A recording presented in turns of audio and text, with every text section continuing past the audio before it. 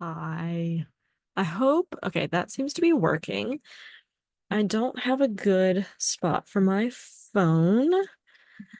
Also, I started blurring my background for work, and I don't have to do that here. Because there's a lot of really weird shit behind me. Anyway, hi, what's going on? There's already 34 people in the waiting room. This is actually the largest RSVP response that the book club has ever received. Almost 500 people RSVP to be a part of this discussion. And unfortunately, Zoom only allows 100 before I have to pay buku amount of money. I don't know if I said this last time I went live, but anyway, it's a process. We tried GoToMeeting, that really didn't work, so we're trying this. Just 100. I feel like over 100 too would be a little too much to handle. Anyway, welcome. Hope you had a wonderful July. It's July 28th. Tomorrow I'm actually hosting my first in-person meeting, which is so excited. I've got bracelets that I'm bringing for people to make. Anyway, July, it's A Light in the Dark, Surviving More Than Ted Bundy by Kathy Kleiner Rubin and Emily LeBeau Lucchese. This was a phenomenal account and another memoir. We sometimes read memoirs here at the book club, and more times than not, they're just amazing. And this was, of course, no exception. This is gut-wrenching. It's vile. It's just absolutely heartbreaking to read. Kathy Kleiner, of course, has been through it, and she talks about all the ways that she has survived, and it hasn't just been Ted Bundy.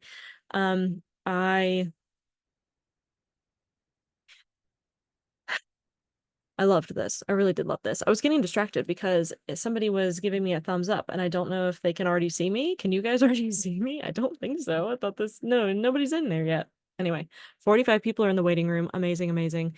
But yeah, this is a great book that I definitely recommend you pick up if you have not already. And if you're at all curious about true crime, Ted Bundy, and you really just need a refreshing narrative that isn't the same one regurgitated, definitely read this. This is, I think, one of the first, if not the first, memoir by a Bundy survivor.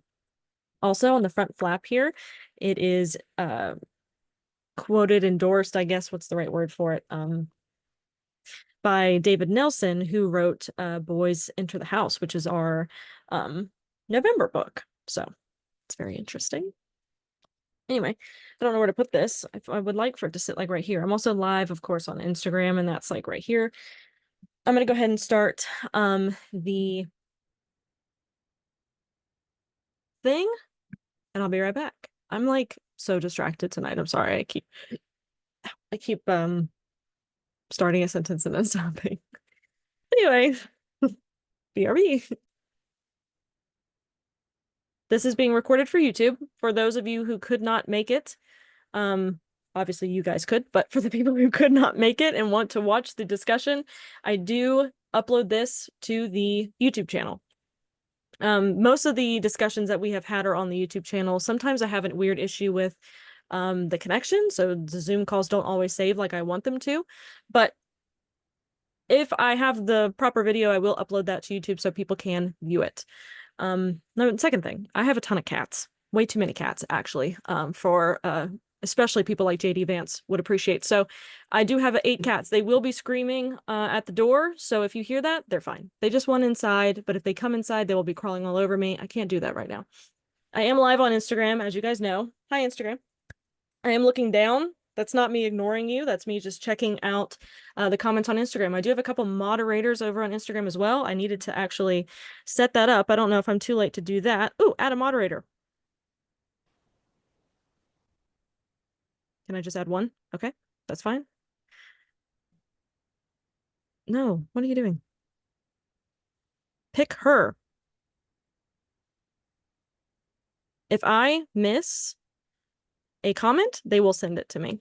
Jillian, I just added you as a moderator. They will be texting it to me if I miss a comment. So I want to make sure that everybody gets a voice in the book club meeting. That's why I still hold Zoom calls. I want to hear what people have to say. But of course, again, we can only have 100 people. So I do go live on Instagram, and I want to make sure that I hear what everybody has to say about the book. I want to hear good or bad. Please tell me everything. But of course, in saying that, you do not have to speak if you don't want to. You could just hang out, you can lurk, I don't care. Use your time how you will. What's happening right now? Who did the whiteboard? I don't know. Okay. Can I? That might have been me by accident. I was holding my phone and doing things, so I may have pressed a button. So I apologize. Brittany? Sorry. That's okay. I was like really nervous there for a second. Okay. So please use your raise hand feature here on Zoom. I keep wanting to say TikTok. My God, my brain tonight, y'all. I do apologize in advance. It is all over the place. So what's great about the Zoom period is you click the reaction button and it does put your hand up and into a queue for me so I can see kind of who raised their hands first. And that's how we get through this discussion. Just picture us all in like this fun little circle, sipping our either wine or coffee, whatever have you, and we're all going around the room discussing our feelings on the book. That's basically how this is working. I would love to meet you all in person one day. Shout out the merch. Oh, perfect. Also, I see two people actually that have their cameras on that are wearing the. Why does that happen? Anytime I want the balloons to show up, they don't. But anyway, two people I'm seeing. I'm going to call you out. There it went. Okay, cool. Jess and Megan are wearing some Morbidly Curious Book Club merch. The Stop Saying Ted Bundy Was Hot shirt. Thank you so much. I love you guys. I wore it last meeting, so I decided not to wear it this time. I appreciate you guys. Let's see. Use the raising hand feature. Speak your truth, but let's stay on topic. We obviously have 94 people in the Zoom call. So in order to make sure that we get this going, let's stay on topic. I would love to hear what you have to say. Don't feel like you're rambling. Don't apologize for anything. But if you suddenly are talking about, your grandma's biscuits, let's get back on track. I'd love to hear about it though. Maybe another time. Palate cleanser. Okay. Typically, we talk for at least an hour. At least. There's obviously more people in here, so sometimes that goes over an hour. And we're almost at capacity. Oh gosh. Sometimes we talk a little bit over an hour. That has been happening as of late. This actually, fun fact, is the most RSVPs a book club has ever had. There was like 450 people who wanted to attend this call. I love you guys so much. I wish I could seriously talk to all of you. See, what was I saying? My brain.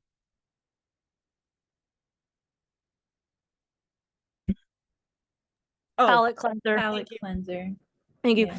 Palette cleanser is typically the next hour. So we go to from maybe 7 to 8. It's a book club discussion, but since it's a bigger group, we'll say 7 to 8:30. And then afterwards we do a little palette cleanser. So we are not all going home thinking about dark and twisted things and maybe Ted Bundy. Did anybody else have nightmares reading this book? Please tell me whenever it's your turn to chat. But however, tonight it is Sunday and I have to make time for Queen Rhaenyra Targaryen. So at 9:15 or so, I have a hard stop. You guys can stay on and chat all you want. Christopher and I have to go watch House of the Dragon. It's religious. It's a type of thing. We have to do it. So about 9:15 Eastern time is when I have to stop. Why is this happening? Lower hand. Did I raise my hand? Oh my God. Anyway. There's ways to find us, of course, as you guys know. If you head on over to our website, which is on the links of everything, but it's also really easy, just themorbidlycuriousbookclub.com. You can find a little bit of everything. If you're trying to have somebody join the book club, send them here. The first link is join the book club, okay? Second thing, which is super cool, and tomorrow I'm hosting my first in-person meeting, is chapters popping up all around the US and the world, actually. I can't even limit it to just the United States. We've got some in Canada. We have one in Portugal. We have one over in the UK. Amazing, amazing, amazing.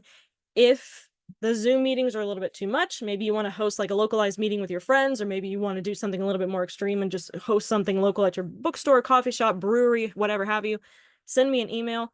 That is the link down here that's dancing. It's like moving around. Want to start a chapter in your city? Just send me an email. I'd love to get you going on that. Also, podcast. Podcast. I talk with the authors every month. It's been so much fun, and there have been a couple bonus episodes. If you read Without a Prayer, I did speak with some of the members that were in the cult. And then I did some backlog episodes, so they're called the archive episodes. I talked with Maria Smilios, who did the Black Angels, which is one of the book club's favorite books. And of course, I just recently spoke with Kathy Kleiner Rubin and Emily LeBeau Lucchese, and it was a phenomenal call. I think it's the longest episode yet at 2 hours and 18 minutes. If you make it through, I love you so much. So much. Oh, it's a minute longer than my conversation with Maria Smilios. I'm just now seeing that. Okay. It is the longest episode. And I actually did cut out quite a bit. And if you're curious, over on our Patreon, I did upload a little, oops, a little clip of Emily talking about her hatred for robots. So if that at all interests you, it is free. If you just feel like tossing a couple bucks my way every month through the Patreon, I greatly accept it, appreciate it, but it is not necessary by any means. So this, of course, is free to listen, but if you got $5, I'll take your $5. Somebody asked about my earrings. Thank you so much. My dear, dear friend Sarah, local here in North Carolina to me, we did a collaboration. We did a couple of amazing pieces, including some necklaces as well. And actually, you can make any of the pieces a necklace if you'd like. You can switch them out to hoops. You can switch them out to dangles, whatever you would like. Let her know, and she will make it for you. We have a bunch of really amazing pieces over there. And of course, merch, like I mentioned, Stop Calling Ted Bundy Hot is one of our popular ones, along with my Ouija board shirt that I did and love. Somebody recently purchased an audiobook through my Libro FM link. Forgot I had it. Thank you so much. I got a free audiobook because of that.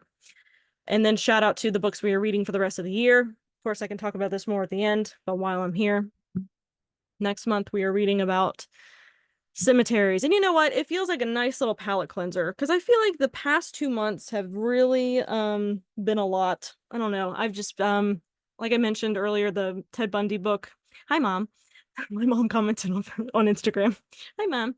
The Ted Bundy book gave me a couple nightmares. I'm not gonna lie. Really weird. Probably should save it for therapy, but it's okay. And I feel like learning about America's cemeteries is going to be a nice palate cleanser. Also on the Discord, if you would like a link to it, it will be in the chat somewhere. I have been having people have been posting pictures of their favorite cemeteries on the Discord in our Over My Dead Body chat, which has been super cool to see because people have been all over the world taking amazing pictures of stuff. So, and as you probably know, I did release the 2025 selections because I have zero chill, as the children say, and I get excited and I just want to tell you what we're reading. Okay, that's how that works. I think that's it. I'm gonna shut up now and turn the floor over to you guys. Again, we read July book A Light in the Dark by Kathy Kleiner Rubin and Emily LeBeau Lucchese. I personally really enjoyed this. I thought it was a very refreshing a refreshing story from the stories that we have been told about Ted Bundy. And I don't know if you guys saw my reel on Instagram, but Appendix A, B, and a little bit of C made me sob like a child. So if that had that effect on you, please tell me about it. And if you want to go ahead and start raising your hands, it'll put you in the queue. But I see Brit. Are you Brit 1 or Brit 2? I can't remember. I don't know. I'm the one that you actually like see in person on a regular basis, semi-regular basis. I guess that makes you 1 then. Okay, well, Another Brit here. Go ahead. So I actually read this at the end of June, because I picked it up just wanting to start it. Because sometimes it takes me a little bit longer to get through some of the books. And I flew through it. Like I read it so fast. It felt like I was reading like a regular novel, which I really enjoyed. Because I think sometimes nonfiction books, not all of them, but sometimes they like Pathogenesis for me felt more textbooky than other ones. So this felt more novelesque. So I appreciated that because I was able to read it really fast. My only tiny critique was I felt like there were certain paragraphs where she said the exact same thing in multiple chapters. And so that would be my only critique, but I gave it like 4.5 or 4.75 stars out of 5. I appreciated the different perspective on Ted Bundy because I think, like she said, that between the media, but even media now and TV shows now, like Criminal Minds, Law and Order, things like that, they still talk about how attractive and how smooth he was and how charismatic he was. So I'm really not glad, but like kind of glad that it wasn't the women's fault, because I feel like everybody tried to make it the women's fault. And, you know, well, they were just dumb because they were charmed by this man and he killed them and it's their fault. Like, um, so I was glad to have another perspective. I did buy the Ted Bundy shirt. I'm waiting for it. It was shipped, so I'm waiting to get it. Um, but the other thing that really infuriated me, like I read this one on my Kindle, so I did highlight stuff, but it's not tabbed or anything. But I remember there were certain things from the media, the judges, the lawyers, where I literally highlighted it and was like, fuck you. Like, 100%. and so, because they made me so mad, like them talking about how he's giving up such a like wonderful life and he's such a good man. And it's just a shame that, you know, this little mistake. And I'm like, little mistake. I'm like, he brutally murdered so many women, brutally. And, you know, he just thought he was going to get away with it. Um, and I did not know that he was caught and then he escaped. I did not Twice. know that. Yeah, Twice. escaped twice. Yeah, I did not realize that. And I know somebody in the Discord said that they wish that when he was electrocuted, that it would have been a moment from the Green Mile Mm. when, yeah, and I thought the same thing before they said that. I was like, man, I wish that he suffered more. Um, but, and I actually appreciated how graphic it was Mm-hmm. Yeah. because I felt it. Hold on one sec. Sorry, my dogs. I just got home and my dogs have decided they want to play.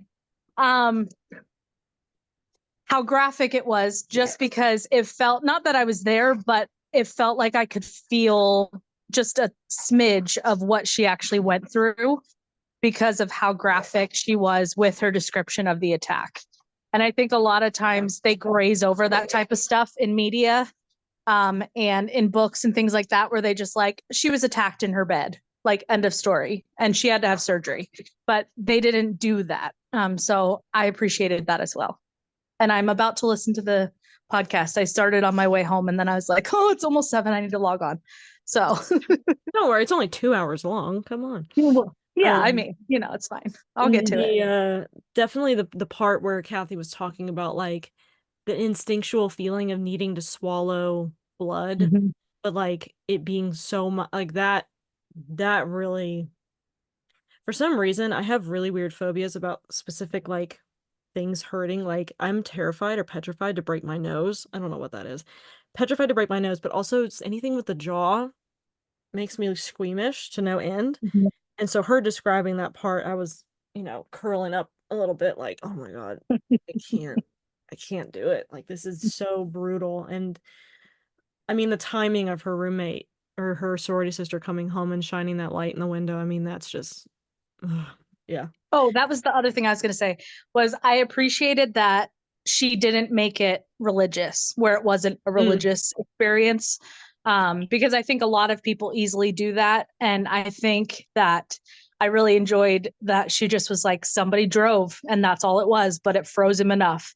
So yeah. I appreciated that aspect, because I was a little worried when I heard the title. I was like, oh, please don't Yeah. make this like a Catholic, like, no offense to anybody who's Catholic, just, but please don't make this like a God loves me, Right. religion is amazing book. And it was not that. So I Yeah, appreciated I that. did I did ask her that on the podcast and she does, correlate that experience to religion. Like it's to her it is, but she didn't explicitly like say that in the book.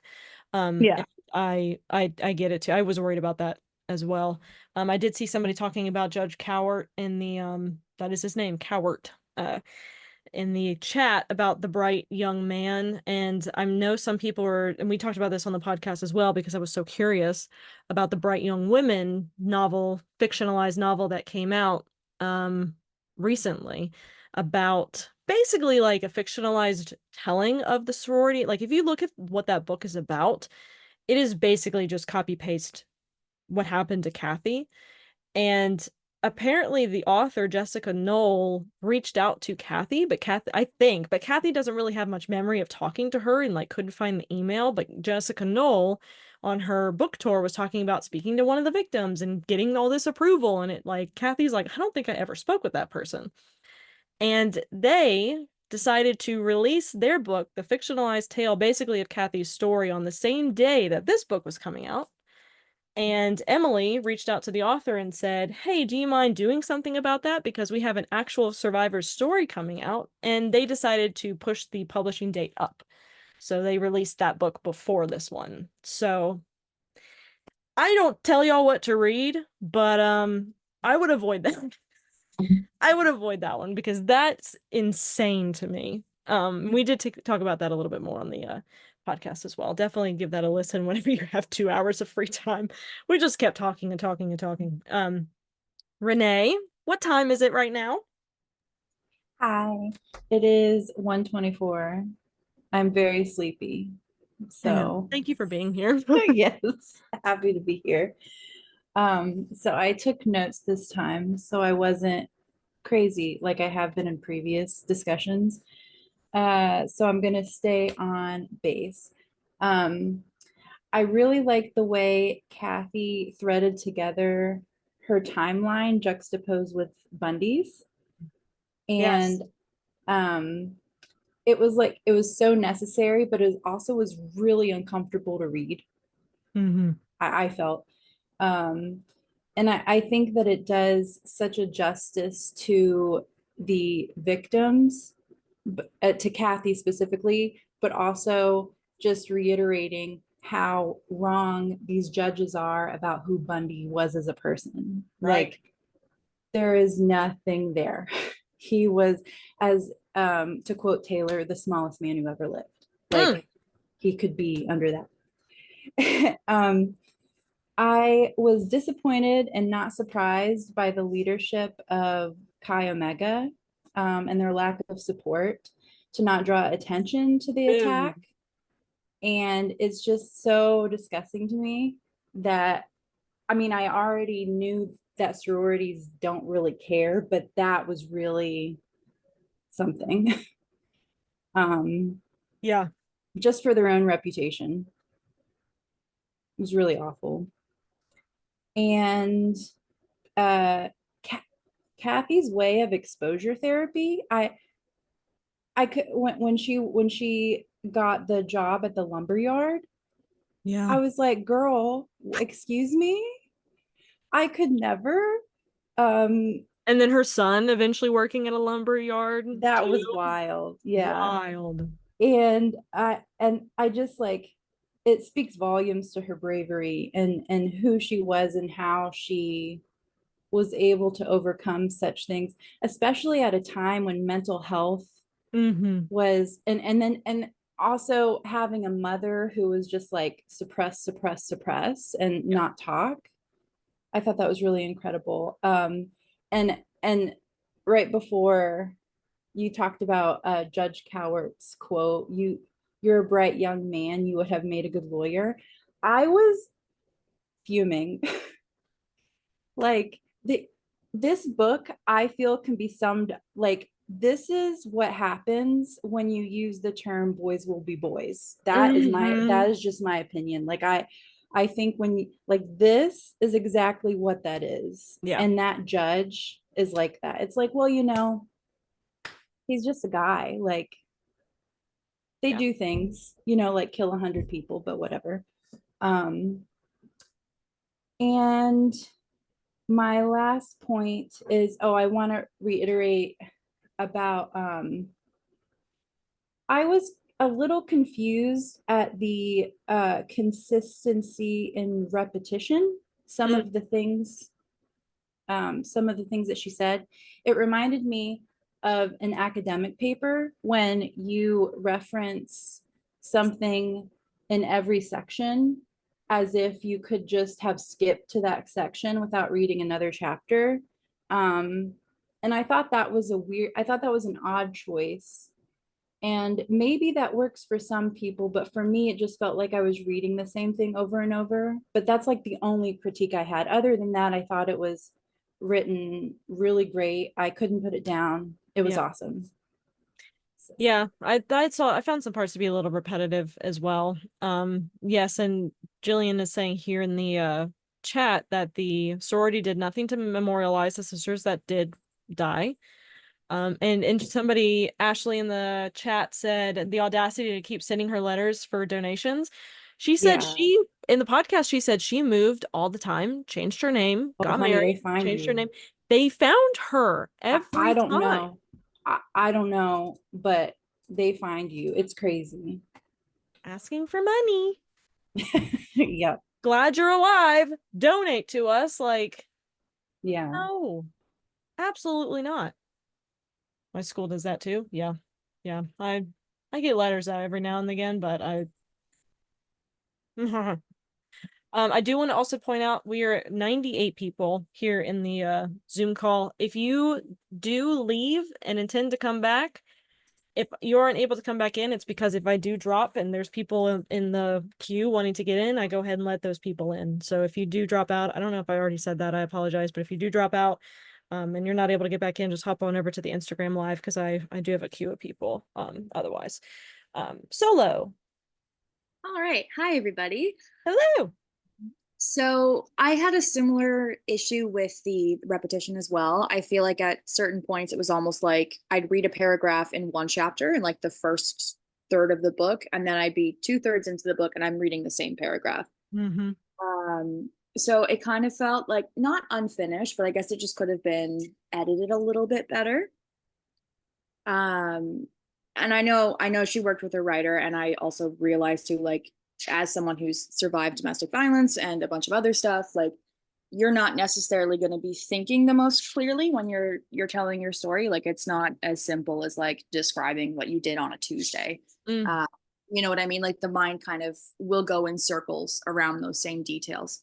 So I can totally understand why those points are repeated, because that's probably how she was like talking out her story. Like, those same points would kind of come back as you're reliving those moments. Yeah.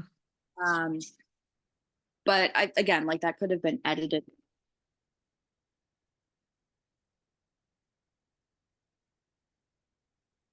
think I lost you. Solo, are you there? Oh, there you are. perfect. But yeah, I was gonna say, I'm like, it was annoying, but it wasn't like a deal breaker for me. Like, I was still intrigued by, getting to hear her firsthand account.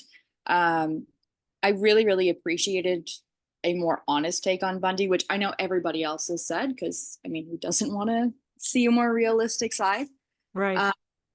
I think the one part that really struck home for me about like the cowardice of Bundy is just the fact, like, when he was kind of out of I forget the exact term of it, but when he wanted to get like that death date postponed, when those ran out and he was just so cocky and thought he'd have it, and then he was just like absolutely terrified of not only dying but also just like the physical mechanics that come along with dying.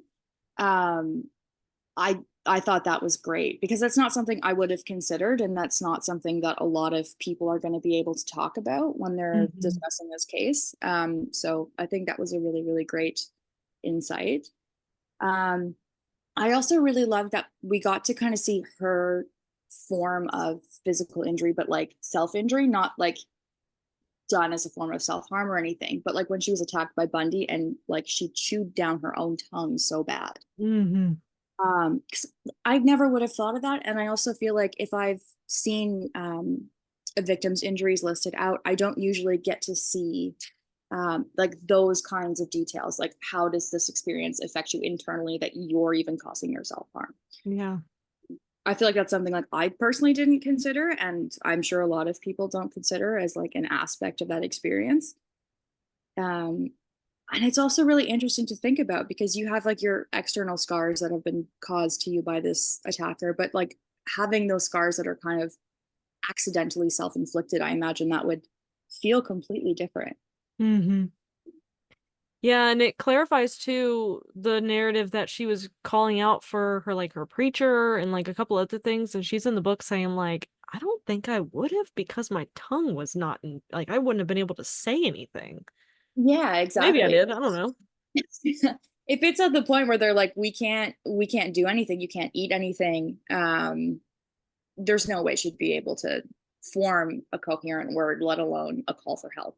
Mm-hmm. Um, but yeah, I think one other critique that I had that I'm sorry, this is so disjointed because I'm just like not keeping notes. I should have definitely kept notes. It's okay. I'm so bad at that. I'm so It's all bad. good. But yeah, I feel like we were also following like this concept of 3 death sentences. So we might not necessarily know what they are going in if we didn't read ahead of time.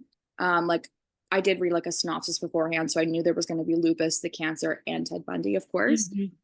So I'm reading this whole book and I'm like, okay, so we've got the 3 points and then we're going to be at the end. And I feel like the hurricane was kind of, I can see where it's important for healing. But I kind of feel like it was just slapped on a little bit haphazardly at the end, just as like an attempt to kind of wrap it up a little bit nicely with a bow and kind of be like, see, you can heal too. And I can appreciate the sentiment, but again, I feel like it was not the smoothest transition, and I don't feel like it added anything to the narrative.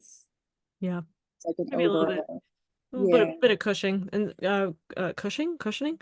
Somebody Yeah. said I think she survived 4 with Katrina as well. Yeah. Yeah. I agree. I definitely agree. Awesome. All right. That's pretty much all I had to say. Thank you so much for coming. Yeah. Anytime. Thanks for having me. Jess, I love your shirt.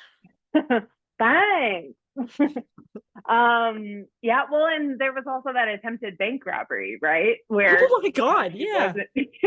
Like, what has this woman not been through? Right. God.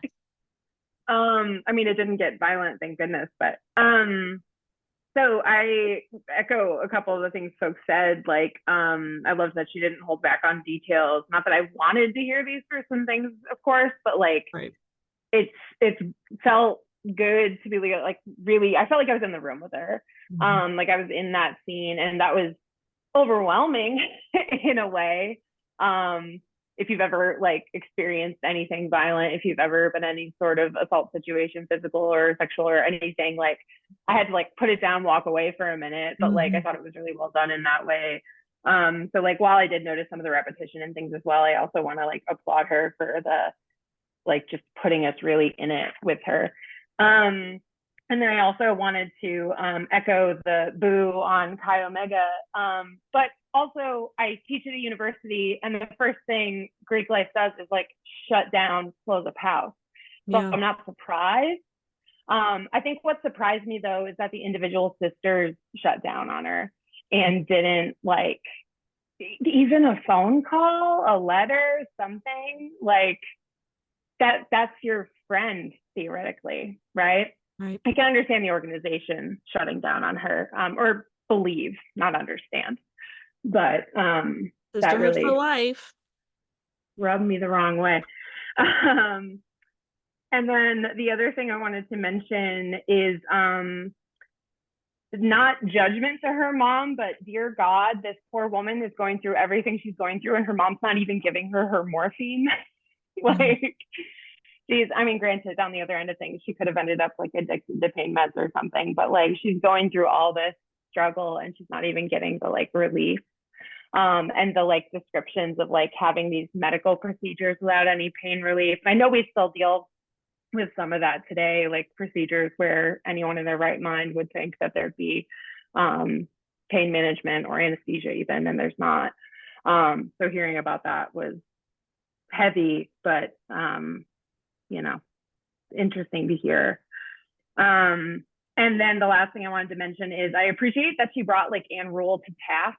Like, what is this portrayal, Anne Rule? Like, it's basically your fault that everybody thinks he's this way. Well, at least in large part, right? From her experience working with him at that call line. Mhm. And I hadn't seen that too much before in other Bundy content. She comes up as such a big name with her book and everything that she's seen more as a source than a person to question. And I just appreciated that angle. So That's what I've got. Love it. Yeah, there's some people pointing out in the chat that I think Mama did block a lot of calls. Oh yeah, there were miscarriages too. Oh, Kathy. I think Mama did block a lot of those initial calls. But still, like I still feel like there is so much um you can do, I guess, after the fact. Because I think Yeah. when we talked, I think she said she tried to contact them again, but they still just weren't. I don't know. Right. Yeah, I guess that's true. Yeah. It's so sticky though. Like, I mean, I would want to be there for my sorority sisters, but that's just me. That's just me. I'm trying to catch up on some of the uh comments on Instagram. Victim of crime has a ripple effect, and it is not something very many think about. True. I think her mom really shut out a lot after the attack, like you mentioned. Nikki, in general, we try to censor violence in our head and separate ourselves from the victims. I think the level of detail does such a good job reminding us to humanize victims of violence. Totally.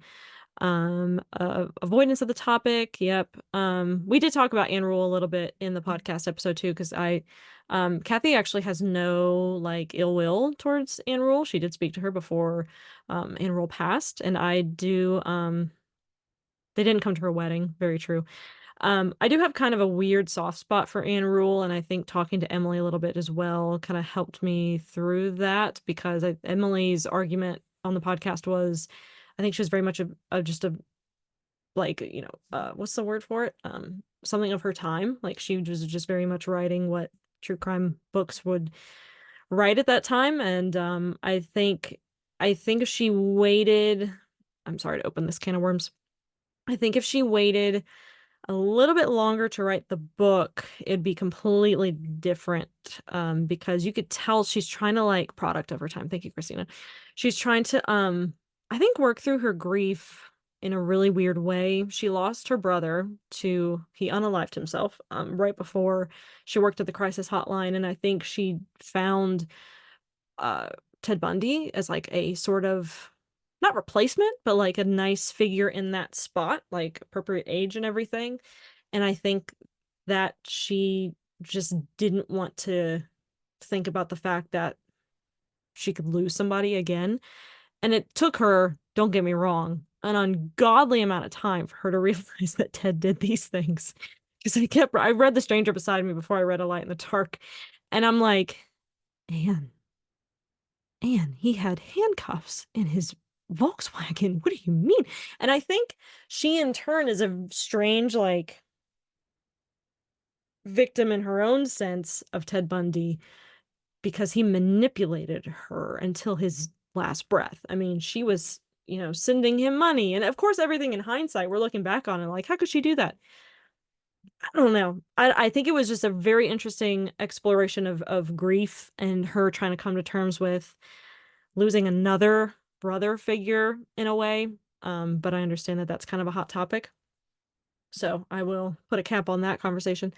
But I have a really weird soft spot for Anne Rule. Reconstructing Sarah. Oh yeah. The lost victim of Ted Bundy. Did somebody post that in the Discord? I want to say somebody did. Very questionable. Yeah. Yeah, definitely. Yeah, it was me. I posted it. Okay. I'm trying And to I was the one that mentioned it in the chat. remember. I'm struggling to read. She doesn't name her outright, but talks about contacts she made with her over the years, and Anne Rule used some of the information on her tribute. Oh, interesting. But the Interesting. whole book is super questionable because it's essentially just like word vomit. You want to talk about repetition?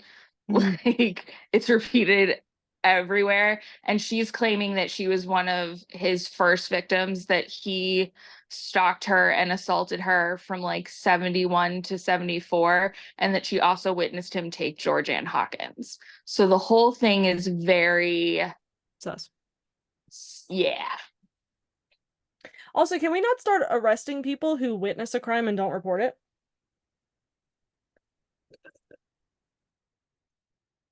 Yeah, the guy who said that he thought the girl was going to get a spanking, like, shut the hell up. Put him right next to Bundy in the electric chair, please, because what is that? Like, anyway, I'm so sorry. And like Joanna. he admitted it. Oh!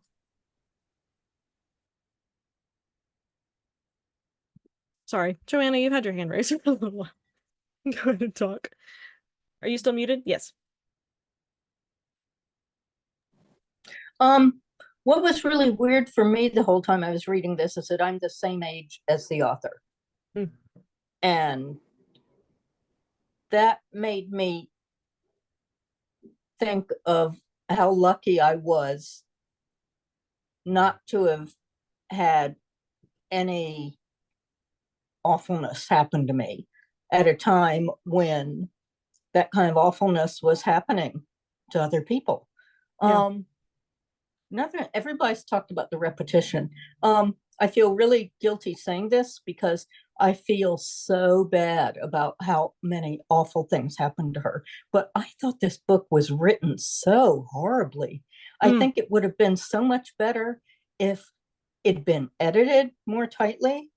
And there was a completely different memoir of horribleness that I hold up as a paragon of great writing. Whenever I read something like this and I feel bad for the people who wrote it because they experienced it, and I think, yeah, but if Mhm. you had read this other book, you would see what it really is good, good writing. Um, You're not the only person to say that, by the way. There was a couple of people on our yeah, book club's page who were saying that as well. They didn't really, as the kids say, vibe with the writing. yeah. Um, the book that it's I think it's still in print on Kindle. It's maybe 30 years old. It's called The Railway Man, and it's about a World War II guy who was imprisoned and tortured by the Japanese. Anyway, it was made into a horrible, horrible movie. So don't watch the movie. But the guy has such detachment and he writes about things. Yes, these awful things happen to him, but he writes about it in a way that's very clear and not histrionic or anything.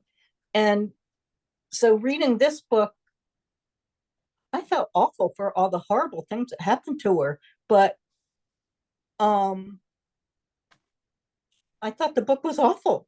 Mm-hmm. I appreciate you always.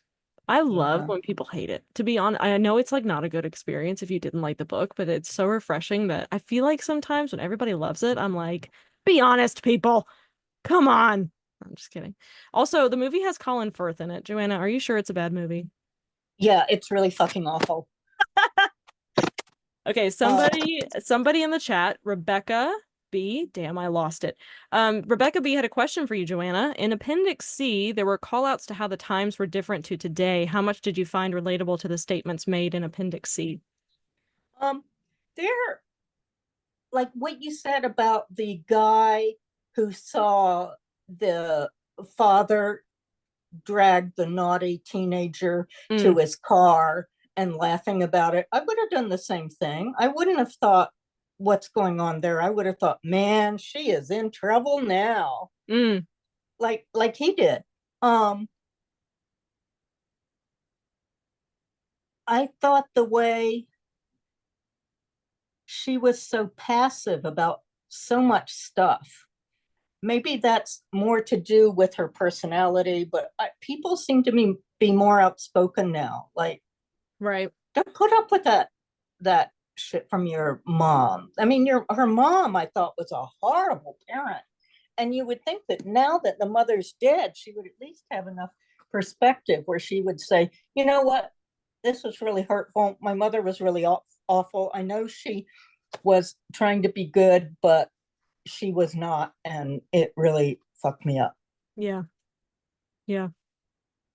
Appendix C was rough. I think Appendix B is the one that made me sob like a child, but Appendix C was rough. Like talking about how, hitchhiking was normal. Adults were always It right. was normal. Yeah. I mean, the only reason I never hitchhiked is because I knew my mother would have killed me if I had done anything like that. Um, I was pretty bad when I was in college. I mean, lots of sex, drugs, and rock and roll, and Yeah. I love it. yeah, and that's part of why when I was reading this, I kept thinking, man, that could have been me. Although,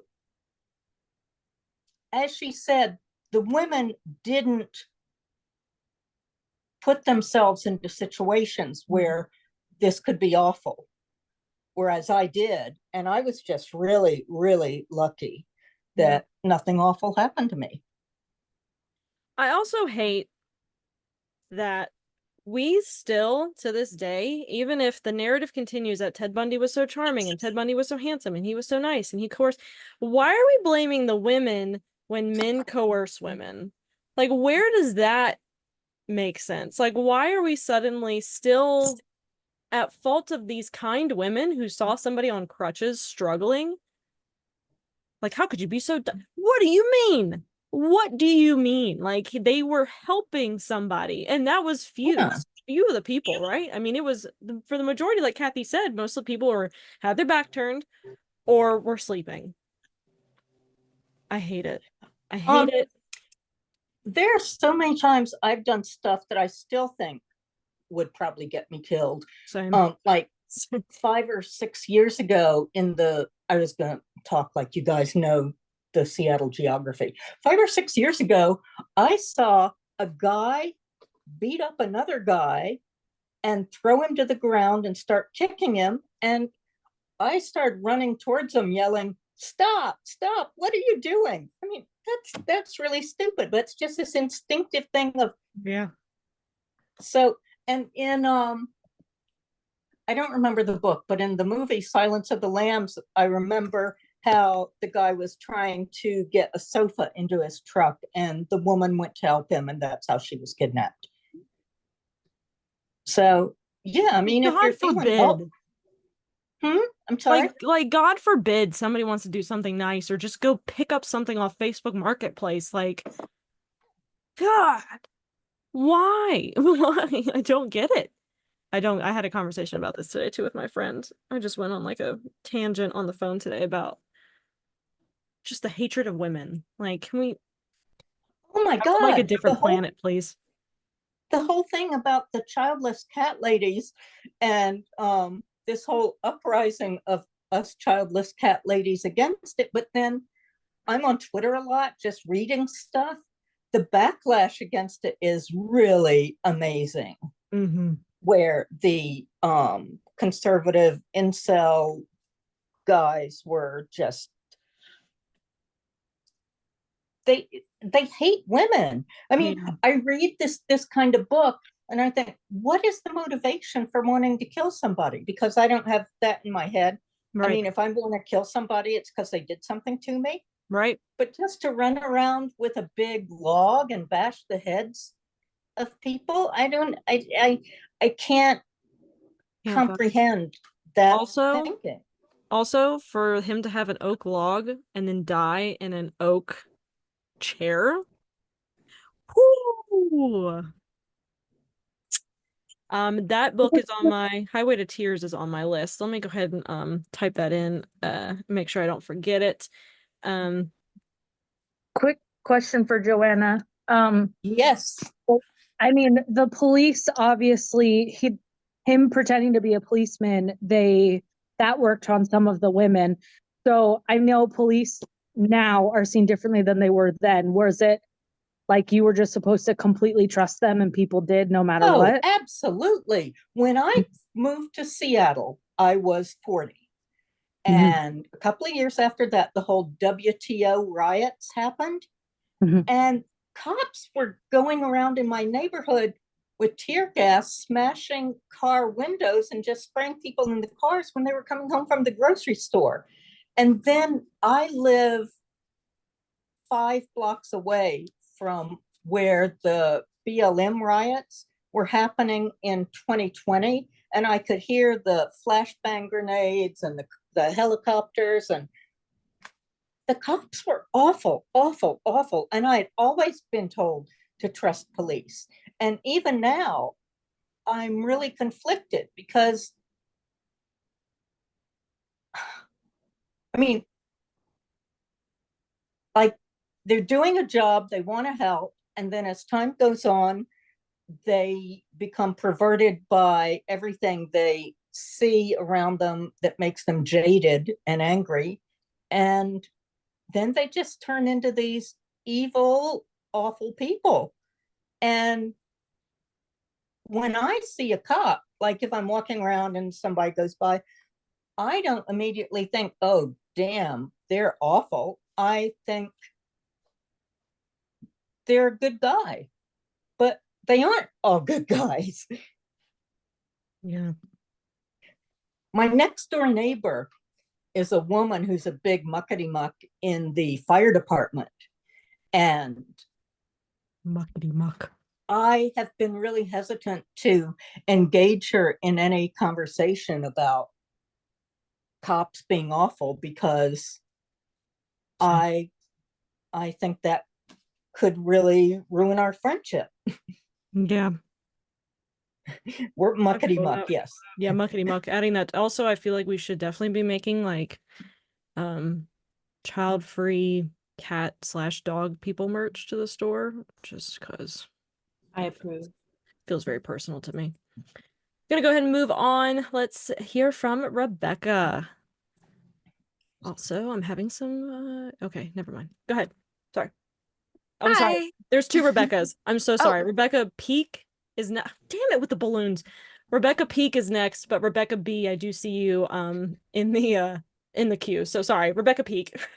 Rebecca 1 and 2. Here we go again. Hi. Super excited. This is my first time here. So hello, everybody. Hi, welcome. So I think I wanted to echo what a lot of people have said.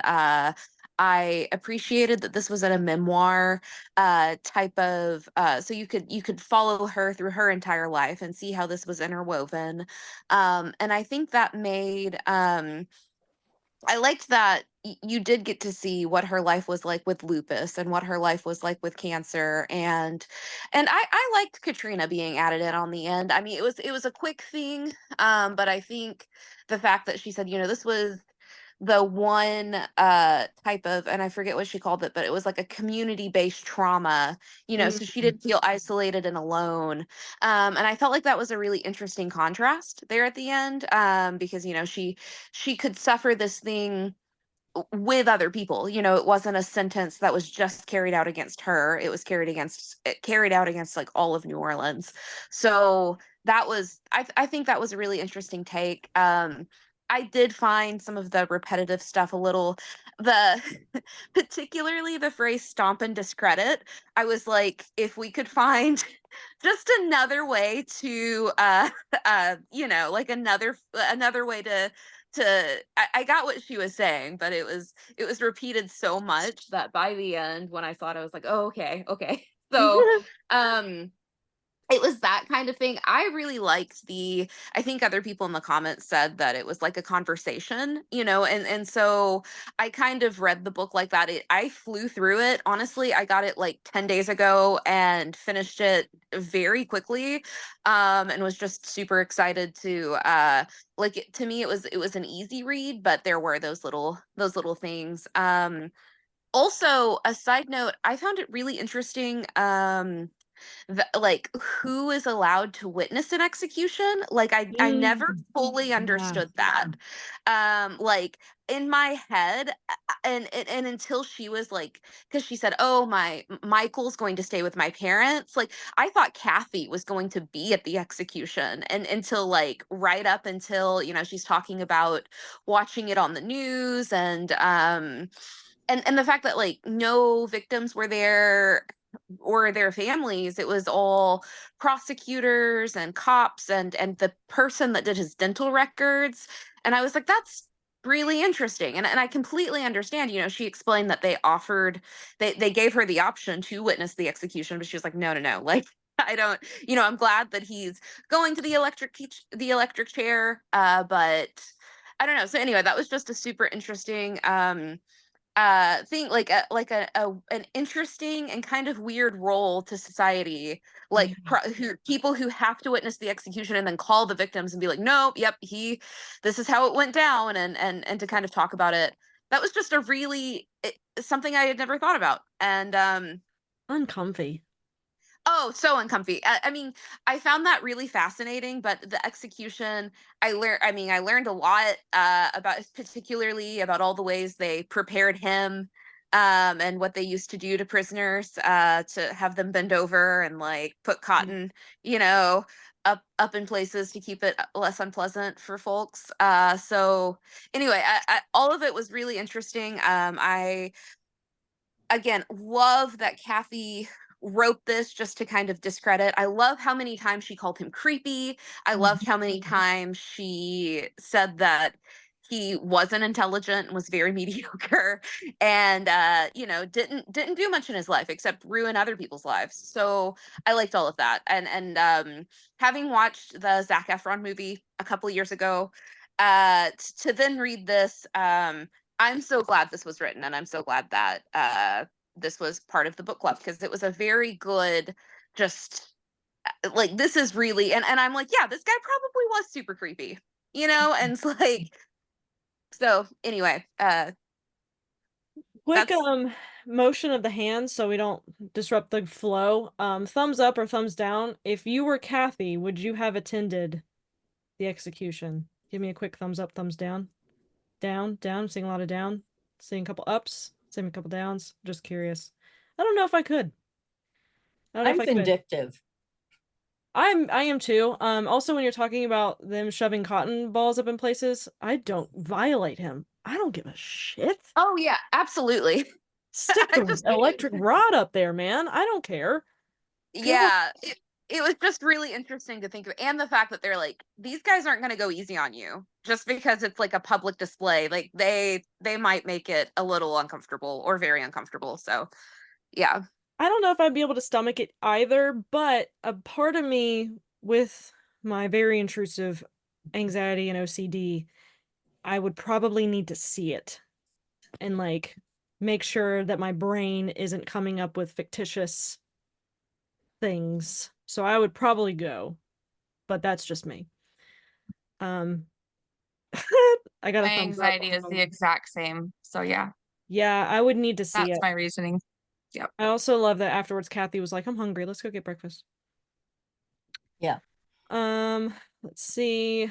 Oh, there was something else that you said, Rebecca Peak, that I said your last name because there's multiple Rebeccas. There's something else I was gonna say. I'll think about it. But thank you so much for being here. I appreciate it. Yeah. Thank you for having me. All right, Kim Smith. Hello, hello. I know a Kim Smith. Do we know each other? No. Okay. Different Kim Smith. Sorry, first time I'm still trying to figure out how to operate everything. You're good. Welcome, I'm welcome. like, oh, it's me. How do I unmute?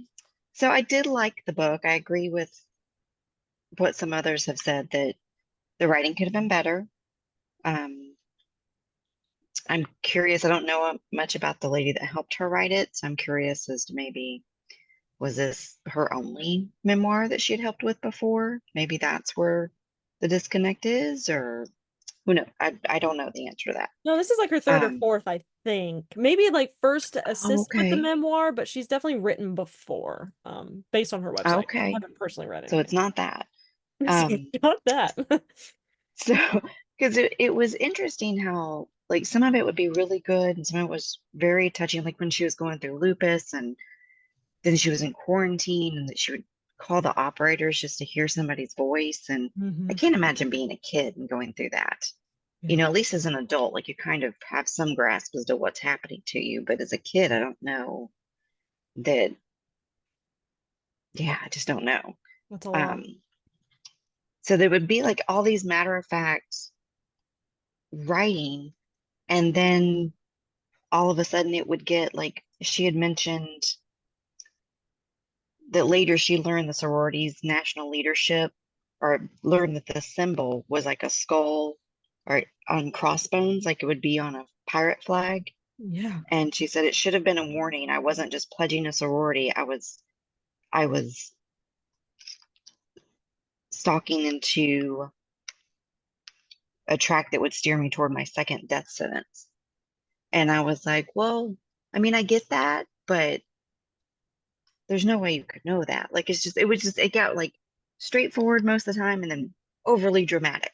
And I was like, but in weird places, like where that, but then very straightforward about the attack and stuff. And I can't imagine trying to remember all of that.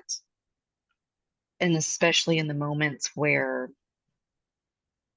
you know, she is not just telling a story. It probably recalls exactly how she feels, exactly how it felt to, or tasted even Yeah. to have, you know, all those things. So, um, I have a tendency to read when I'm trying to fall asleep. And so I did have a few bad dreams after falling asleep while reading this. Would have liked to have gotten my hands on her mother a little bit. Her stepdad, I would hug that man. Yes. Just, oh my gosh. But then also, like with her mom, I've not been in that situation where your husband dies unexpectedly. You've got 3 children, and she was married within 4 months of him dying. And she was probably thinking, I don't work. I mean, so I don't know how she found the man she married to find, but she also lucked out finding just a good person, because who's going to love your kids like that, Mm-hmm. to sit up with them like that? So it was just, but And then for the her to find guilt her something mom, similar. Yeah. right. And the guilt that her mom must have had to have felt, because she was insistent that she live in that sorority because she thought it would be safer. Mm-hmm. And then if that damn door hadn't been broken, and just, ugh, and talk about an opportunist. Just, I don't think I don't think Bundy had it in him. I think he could be charming in moments, but I don't think he had it in him to always be charming. And I think from reading other books about him, it was as though if that need to hunt, it's like it was gone. Like whatever energy he used to charm anybody was gone.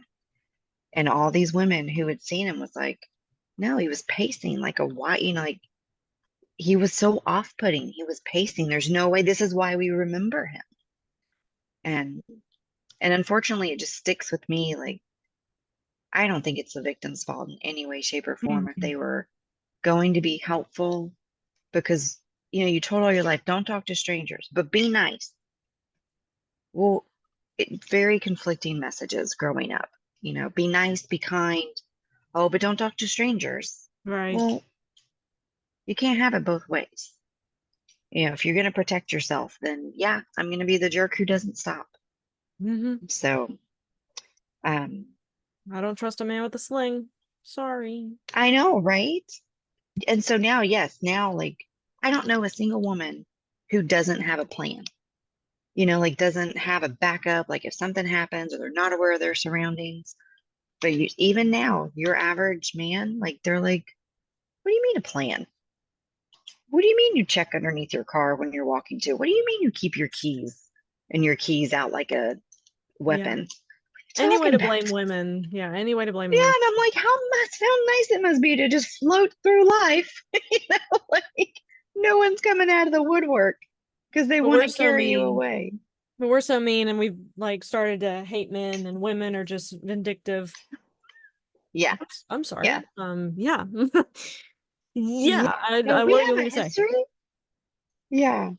But I mean, I do think that as far as everything that she went through, I think she's indomitable. Mhm. Just that's, I don't know if it was from going through lupus at such a young age. Who was like, well, Yeah. you know, what's going to stop me? I will survive this. I don't know. But to go through all that and still keep going, it's not an easy thing to do. So I was still very impressed by her, even though I struggled with the writing a little bit. Yeah. There's a That's good all. point. Thanks. Yeah, of course. Someone on Instagram did comment too. It's interesting that her mom sent her to a lupus support group, but wouldn't let her get therapy for getting hit in the face with being attacked by a serial killer. That is interesting. Simon et al. Understand I wanted to be involved in the creative process, but it was rather strange. Also, Jack, they felt so separate, distant from our story. We didn't really talk about Simon in the podcast. No, we did not. Did not mention Simon. And that was the first boyfriend, right? Simon was the first boyfriend who also drove a Volkswagen Beetle, which I thought was odd. I guess they were just so popular back in the day. Let's see. Thank you so much, Kim. Catching up on messages. Can this woman get a break already? Oh my god, there were so many messages. Lord. Teddy for short. Oh yeah, she did. She did. That was interesting. Jennifer. Hey, I just wanted to mention that I read the book and I really respected how she was able to graphically describe everything, but still be respectful of the victims. And after reading it, I watched the documentary on him. It's a series documentary. And I had seen it before, but this time when I watched it, it really hit me when the police would say she was raped. Rape sounds so neat and clean almost nowadays. And it's like, no, she wasn't. Just why can they not be more graphic and tell what actually happened in a documentary? I know you can't do it on the 6 o'clock news, but it just really bothered me that we've become so desensitized that, yep, she was raped and murdered. No, it's not that simple. She was sodomized. She had all these other things done. I mean, I don't know. It just made me mad. Made me think about it. And he was a disgusting pig. Mm-hmm. Was the documentary by chance Confessions with a Serial Killer? Can't remember. It's on Netflix. It's like 6 parts maybe. So there is one, actually, I've been meaning to take this back and return this. So I wanted to read as many books about Ted Bundy before, and the victims before, I read A Light in the Dark, and I just wanted to familiarize myself with how other people were talking about it. And I wanted to read The Stranger Beside Me. I really wanted to read Elizabeth Kendall's The Phantom Prince. And I also picked up this one, Ted Bundy Conversations with a Killer, The Death Row Interviews by Stephen G. McCod and Hugh Ainsworth. And they're the ones who did the Confessions, Ted Bundy Confessions on Netflix. And then somebody on Discord pointed out that these authors, McCod and Ainsworth, have written a bunch of books together. They have interviewed Ed Kemper, Charles Manson, a whole bunch of people. They actually helped orchestrate and pay for the wedding and the wedding bands of Ted and Carol Boone. So I'm gonna be taking this back. I don't want it. And I, again, don't tell you guys what to read, but just so you know, the more you know. And then Carol Boone actually immediately lost the wedding band doing laundry after that. So, whop whop. The book was Ted Bundy, Confessions of a Serial Killer, Conversations with a Serial Killer. Oh God, that's terrible. That wasn't mentioned in this book. It was mentioned in a couple of Goodreads reviews, I think. And then I had to look it up on this. There was one article written by those guys with the Sun, and they talked about it. Shelby. That's me. Hello. Hello. Welcome. First time, at least here, so excited. But I think you and I actually talked about if I was gonna get nightmares with my partner out of town a lot through the weeks, and I luckily did not. So I'm very glad. Good. But thinking about the repetition more, I saw that Emily does have a PhD, which reading a bunch of academic book journal articles as well lately through the years. I feel like repetition's just a thing that happens. that plus the mix of Kathy's voice as well. I think I'm kind of giving that a little bit of a grace with that. So I'm trying to be a little bit better. But I actually, so I thought the book was great and very interesting, and like it gave me the feels and everything. But then later on, I did read The Phantom Prince, Mm. and I think just the change completely of, not to like spoil or anything, obviously everybody can know what happens in the end, but just the way that it came off and portrayed him, he seemed so normal, and just it seemed like like a ridiculous mystery novel, honestly. Like if I didn't know, like, hey, this was real life back then, Mm. I would have thought that was fiction, because she just portrays him as this normal guy that's like, oh, and whoops, yeah, he just started murdering all these people. Like, how crazy. And just the way that she reacted to it, and the way that it's her side of the story,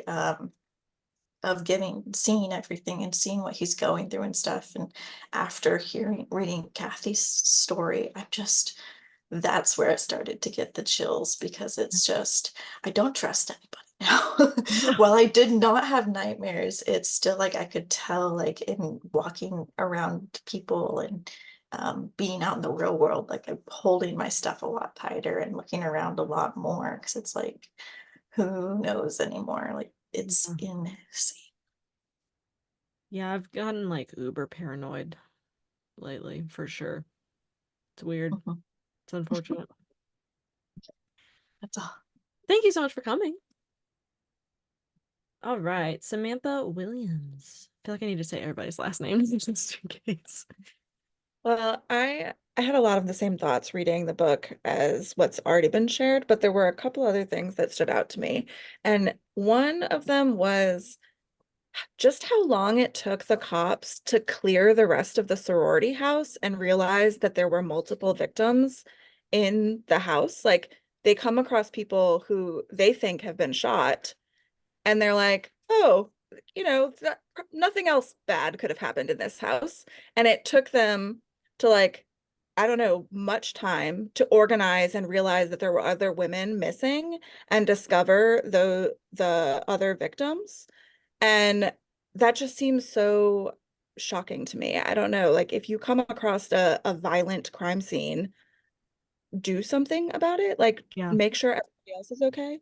And some of the graphic details that were included about their injuries obviously was really hard to read, but I appreciated some of the context she gave, because I think a lot has been described about how he bit Lisa, like that's been in the media confirmed.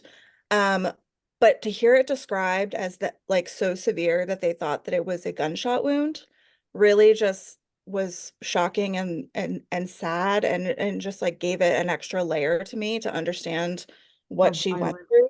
Yeah. Um, and then it was a little odd to me that as the sorority sisters were comforting her, which was obviously great, to hear the cop describe that like they were holding up a bowl to catch the blood. I'm like, that's not really what you need to be doing. Like applying pressure to the wound so that she's not losing as much blood. Like don't worry about the bedspread at this point. Like we don't need to catch the blood. We need to stop her from bleeding. And so that struck me as odd. But I think the thing that I kept coming back to over and over again in the book was like people's ability to ignore red flags, and like the mental gymnastics that we will go through to make excuses because we don't want to believe the worst about someone, like Mm-hmm. whether it's Aunt Rule or like any of Bundy's girlfriends sending him money in jail. Like after you hear it over and over and over again, it's like, how do you continue to not believe women? Yeah. Just like, why is your own personal experience with a person more important than the dozens of women who are like in a chorus saying like this person hurt me? Like it's the lengths that we will go to justify our own personal experience in the face of all evidence is really sad. And I know that's like wrapped up in a lot of grief and like complicated emotions, but it's really shocking to me just like the way that we rationalize people's behavior. And that just came up over and over again throughout the book. Yeah, for a sorority sister first to say, no, there's more people in this house. Like, did you secure the crime scene at all? And somebody on Instagram did say, it made me wonder if they searched the house sooner. Would the other woman who was alive when they arrived, who possibly could have lived if she got medical attention right away? Like it sucks to think that like the cops were in over their head, because it's like, this is part of the job. You know what I mean? Like I'm not to try and say that, flippantly, but like, are you in over your head with this? Like, this is something that you've like secure the scene. Come on. They do use bite mark science, yeah, DNA evidence. Somebody, if you do Google because that actually was something I posted July 18th. I think it was July 18th, 1976. So I posted it on Instagram as like on this date type of thing. Was when they brought the forensic odontologist in, to show that the molds matched. So if you Google that, somebody actually got Ted Bundy's teeth tattooed on their butt. So that's out there in the world. If that at all infuriates you like it does me, just know that that exists, and it's actually vile. What the fuck? Mm-hmm. Yeah, go give it a goog. Give it a goog. It's disgusting. All right. All right, now Rebecca B. Oh, you're unmuted, but for some reason I can't hear you.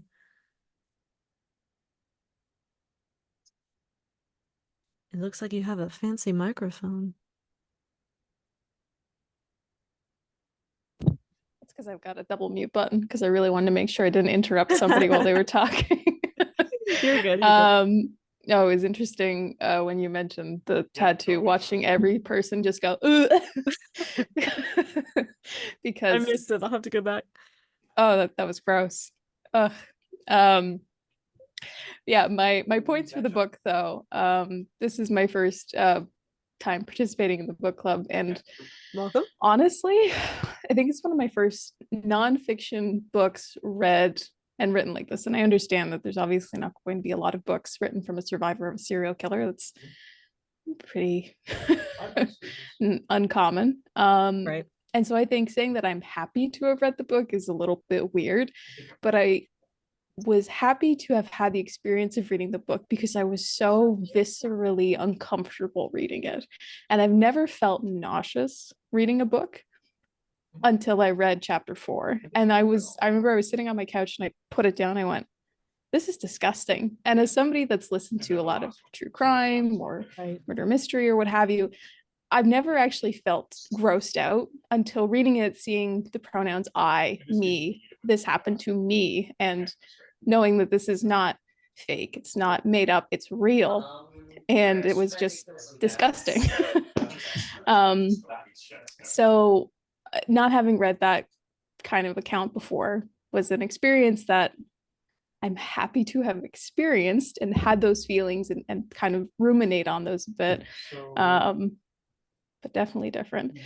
I think, as pointed out by many others, it was refreshing to have all of the anecdotal evidence stating that Bundy was not charming. He was not charismatic. He was not, this Zac Efron persona that people want him to be. Think that he is because of the way that the media sensationalized it. Like, look, we have this attractive, white man that, how could he do something like this? But at the end of the day, it was reading the story about Deborah Kent, the 17-year-old that was abducted when she left the play to go pick up her little brother from the roller rink. That really kind of made me have like the biggest ick. Obviously, all of the stories of all the victims were disgusting and terrible, but reading about how he had initially approached, I believe it was the drama teacher, and she was like, no, like, you're a creepy man, don't talk to me. If you need help with your car, I'll go get my husband. And as soon as a man's brought into it, he's like, oh, absolutely not. No, I can't. I'm too weak and I'm scared of other men because I know what men can do, because I'm a man and I violate women. And it was kind of seeing that, and then him within that evening, abducting a girl, a child, in my opinion, from a parking lot, people having heard her scream and said parking lot, and then going off to kill her.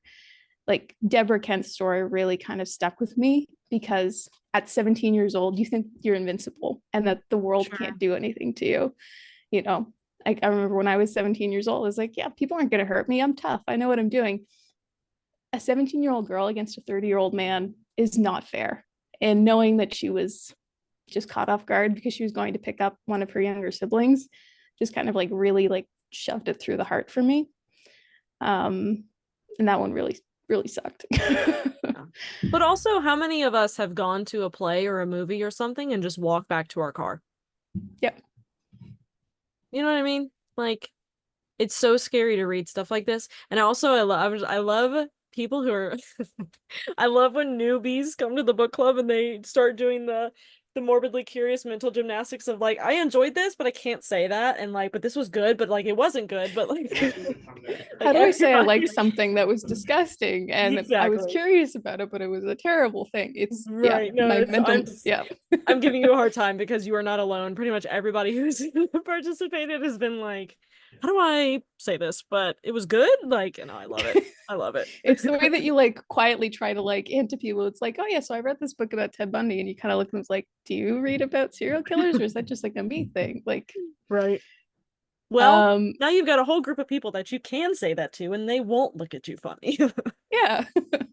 I think my last point was, who mentioned it? It was somebody else who spoke before me. I'm sorry, I don't remember who it was, but mentioning the way that we have sanitized the way abuse is portrayed in our current media by saying she was raped and murdered, and just using like those 3 words to indicate something terrible happened to typically a woman. Whereas Lisa Levy was abhorrently violated with the nearest object that Bundy could grab, which was a Clairol spray bottle. Like, yeah, that's not just raped and murdered. That is violated because she was seen as less than human. She wasn't given the dignity to be treated with any sort of grace or etiquette or anything that you sometimes see in other stories where there is a fascination, there's an obsession. It was just, I want to hurt and destroy and break whatever's in front of me. And it just happens to be a woman who's asleep in her bed. And it was like, I had to close the book at that point and be like, whoa, this is a lot more than I knew about initially, because I've heard the story and I thought I had known everything that I was going to read until actually reading through the accounts of what happened. And just like you, I absolutely saw my eyes out when I read Appendix B. I believed that the ink is smeared on those pages, because it was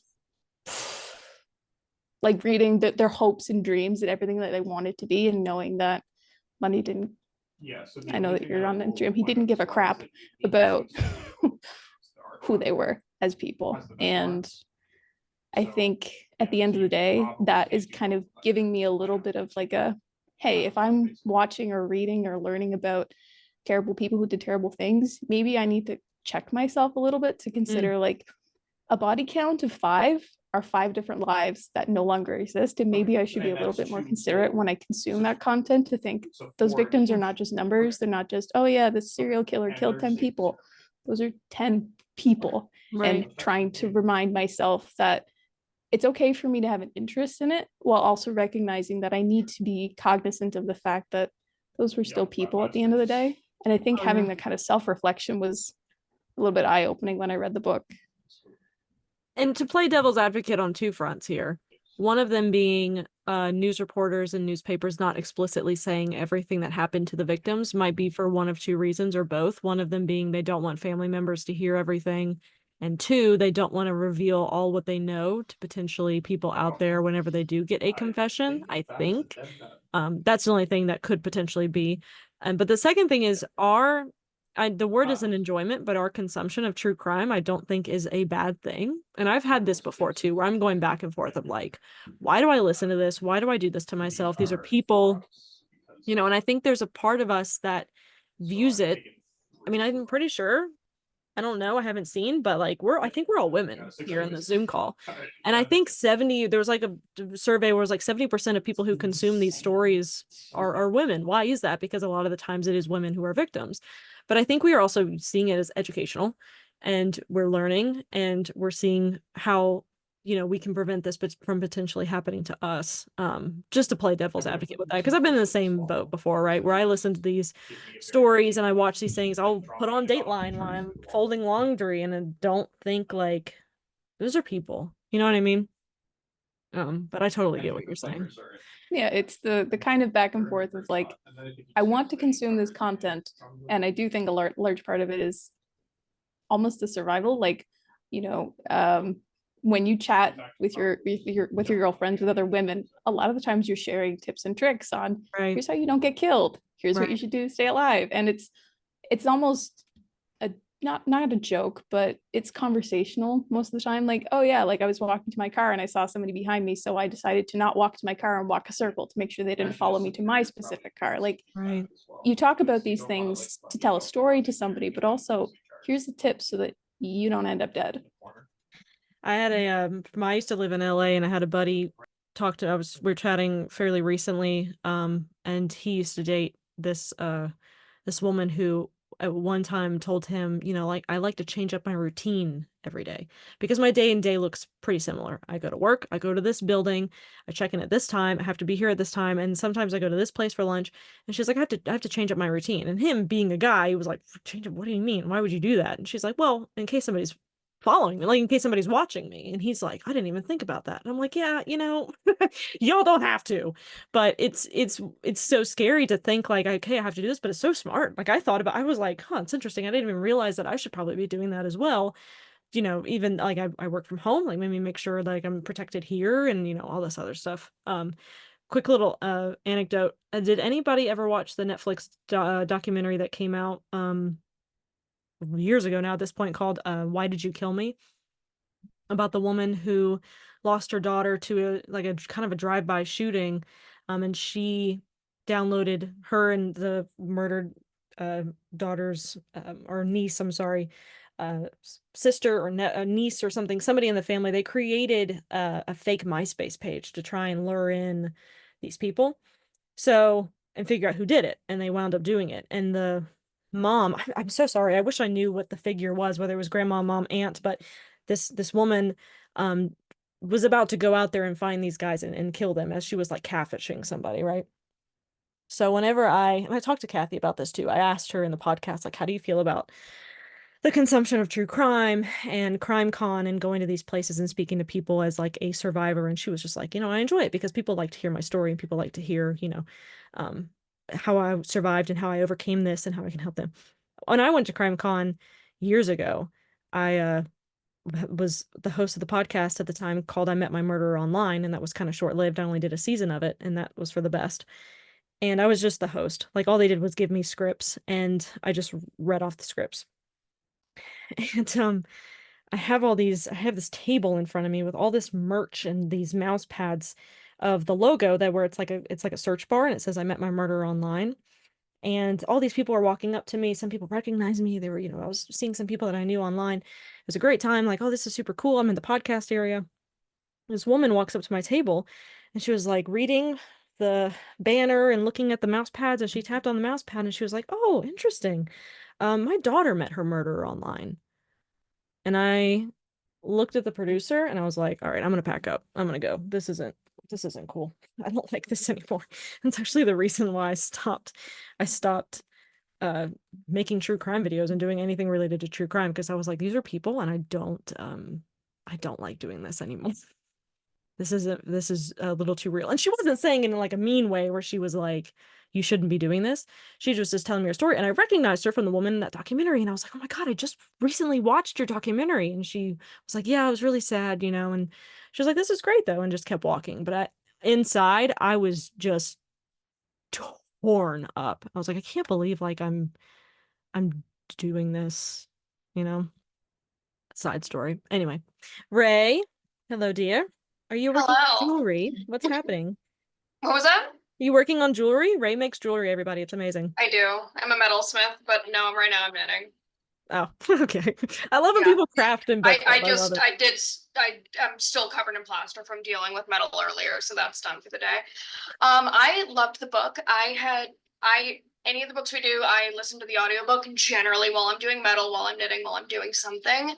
And it's almost always between like 11:30 at night and like 3 in the morning. So long past when my ADHD meds have worn off completely. So the repetition is something until everybody started mentioning it, I did not notice at all. I mean, it also, I am actively doing something else, but sometimes I will find myself having to like go back in an audiobook and be like, okay, wait, what was this?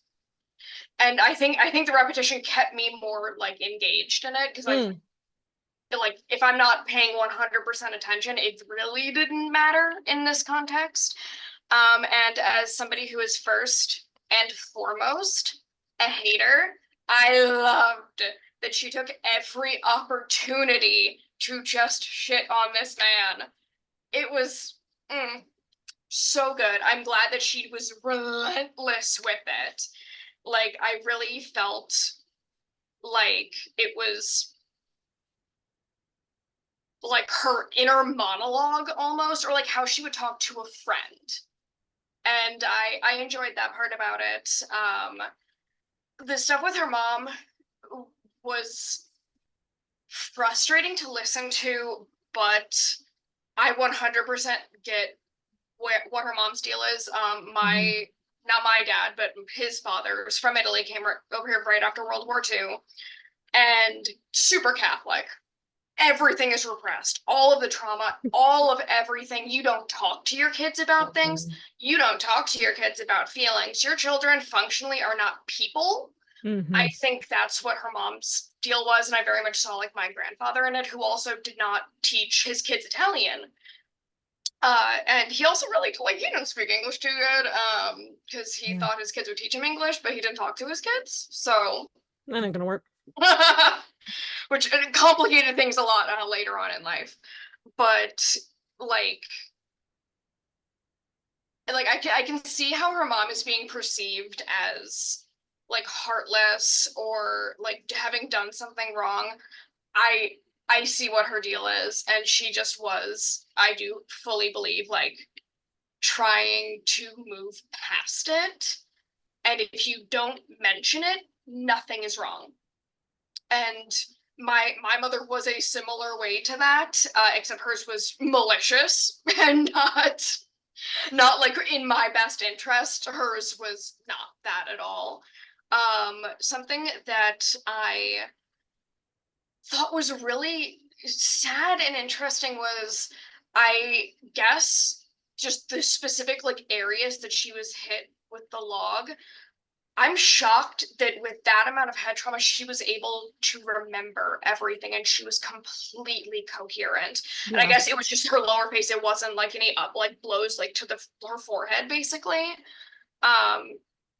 Which like, I don't know if having to live through that and having to retain those memories is worse than not knowing what happened to you. I don't know which one I would prefer.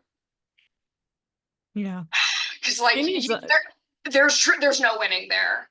She needs more surgery still. She's still having surgeries. Yeah, no. I remember like her latest one was like putting like muscle between her jaw, and that's as somebody with like horrific TMJ, I cannot even begin to comprehend the level of pain that she is in every single day. And I also thought it was interesting that she never told her son like exactly what happened to her, and I saw her like not maliciously or probably not even purposely like emulating her mother's habits when it came to that. And him learning about it as an adult. Sorry, there's a fly in here. I thought that was super interesting. And also, I had never heard the little tidbit of like reporters seeing what they thought was eyeshadow under the executioner's hood. Truly, I hope some woman got to kill that man. And I hope if it was a woman, he smelled her perfume and he knew who was killing him. Unfortunately, I think that is I think that was in Stranger Beside Me that somebody, there was a rumor that there was mascara, there was a rumor that there was eyeshadow, but I actually don't think that the executioner had a hood on. I feel like they do, but I'm also I'm not totally sure, and I'm not sure if it because I don't think they do anymore. And it's interesting too, because I thought like there was at least I don't remember where I heard this, but I thought it was like multiple people that pulled the lever or something, so they didn't know exactly which one. It might, because that's how a firing squad works. Okay. I don't know. I think it might vary by state too. And very much I spent so. 20 years in Florida. I should probably know more than I do about what their deal is. But yeah, no, I liked how graphic she made it because I also had a very like Hollywood idea of what going to the electric chair looked like. And I liked how explicit she was and how much she seemed to revel in his degradation. And again, love that for her. I'm glad she was able to take comfort in how miserable he was and how humiliated he was and how scared he was. Because I think that was more healing than watching him die could ever be. I personally could not. I've seen people die. Good, especially in that violent and visceral of a way. Like, I'm not letting that man traumatize me one last time for his last act on Earth to be making my life worse. But yeah, just in general, I really enjoyed it. I thought like, because most of the time I don't like listen to the very, very, very end of an audiobook. Like once it kind of stops, then I stop listening. But this one I listened all the way through to the very end, and it was so powerful. And yeah, just I enjoyed it, and I thought the way that she just didn't let things stop her from living is so admirable.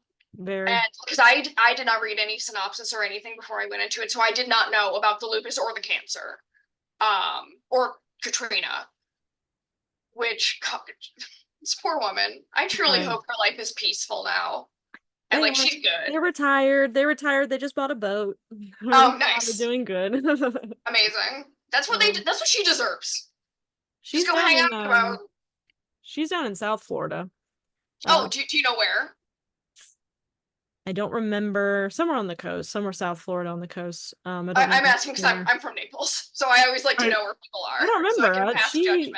She told me something because whenever we talked on the podcast, it was storming at her place so bad you could hear it, and she was a lot of the roofs are tin. Ours is, and it gets so loud. It was storming here too while we were talking to her, so most of the podcast just sounds like garbage, unfortunately.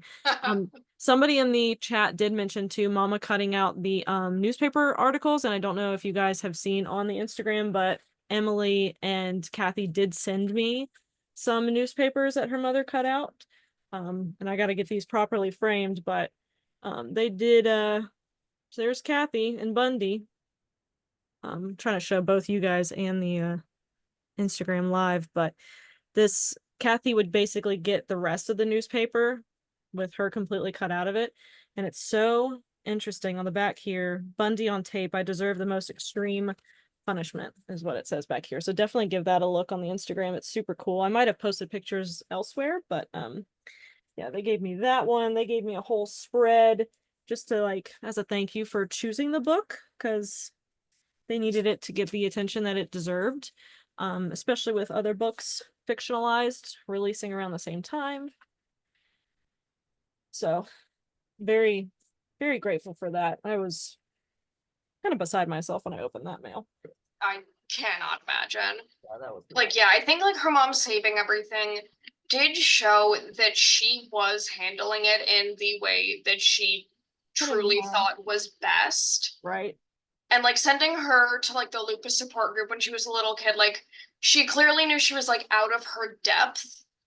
And it's not like there's really I was almost murdered support group. So she just probably shut down and said, I can't do this. I Right. can't acknowledge this because then it's going to be real for me too.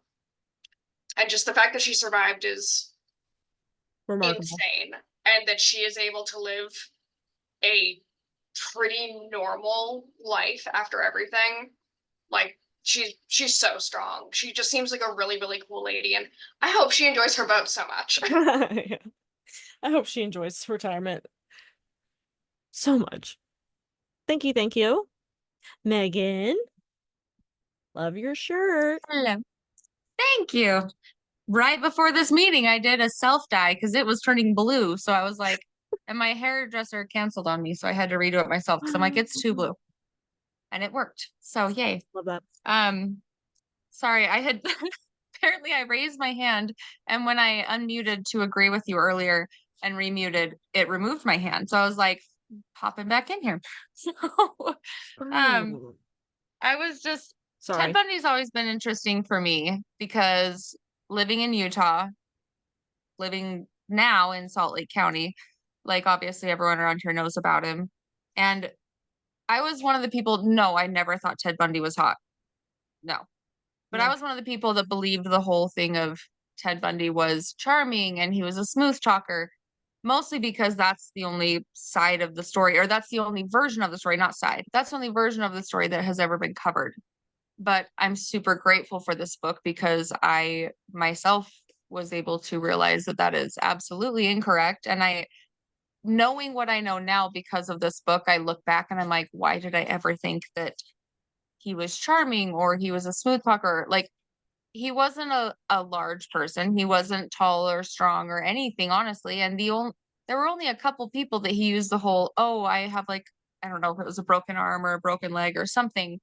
Like he had to play the victim in order to get someone to fall for it and to come with him. So honestly, he was a coward. But like I knew for a long time, but I didn't necessarily know all of the details until I talked to her. But my mom went to Viewmont High School, which is where Deborah Kent was taken from. And Okay. she was the same age as the younger brother, Bill, who she was in the grade with Bill, which is the brother that Deborah was supposed to go pick up when she was taken. So she knew Bill. And it's super weird to me just knowing, 4 or 5 more years later, like it, it changed my whole, because I don't have an adoration for serial killers. I have an interest in them. I think just because I don't understand how they could do what they do. But I think just having such a more close to home connection is like just even more shocking to me because Yeah. my mom went to the same high school that she was in the parking lot of when she was picked up and killed. So it's A little too it's a much. weird realization. Yeah, it's a weird realization to have. Like when she told me that, I'm like, I'm sorry, what? Like you knew Bill Kent? Okay, that's insane. Yeah. But like it goes to it's I mean, what? She was 17 when she was taken, and it's like I talked to my mom about it, and she's like, we didn't think about any of that stuff at 17. She's like, yeah, I didn't hitchhike, but my mom, just like myself, was raised very Mormon, and it wasn't you didn't trust strangers. You just didn't necessarily go outside of like your circle of religion and your circle of people that you knew within your religion. Sure. And so I think for anyone who may not have had that exact type of like upbringing, it was very different to where, yeah, nowadays we look back at the 70s and 80s and think, oh, there were serial killers everywhere. But again, one of the reasons why they were able to commit these crimes is because the police departments didn't communicate with each other. They didn't have a system set up to where they could let other people know that this was happening in their state across the country. Like he went to Florida. Like the fact that that even ended up eventually becoming correlated with all of his other crimes, like it makes sense then why people were a lot more lenient and lax. And it wasn't the 60s, but it definitely was. You didn't lock your doors at night. You trusted more people. And like it's a bummer that they couldn't have just been comfortable leaving their doors unlocked at the sorority because they should have been allowed to, because none of that was on them. Had they left their door unlocked, that shouldn't welcome any other situation than had they locked their door.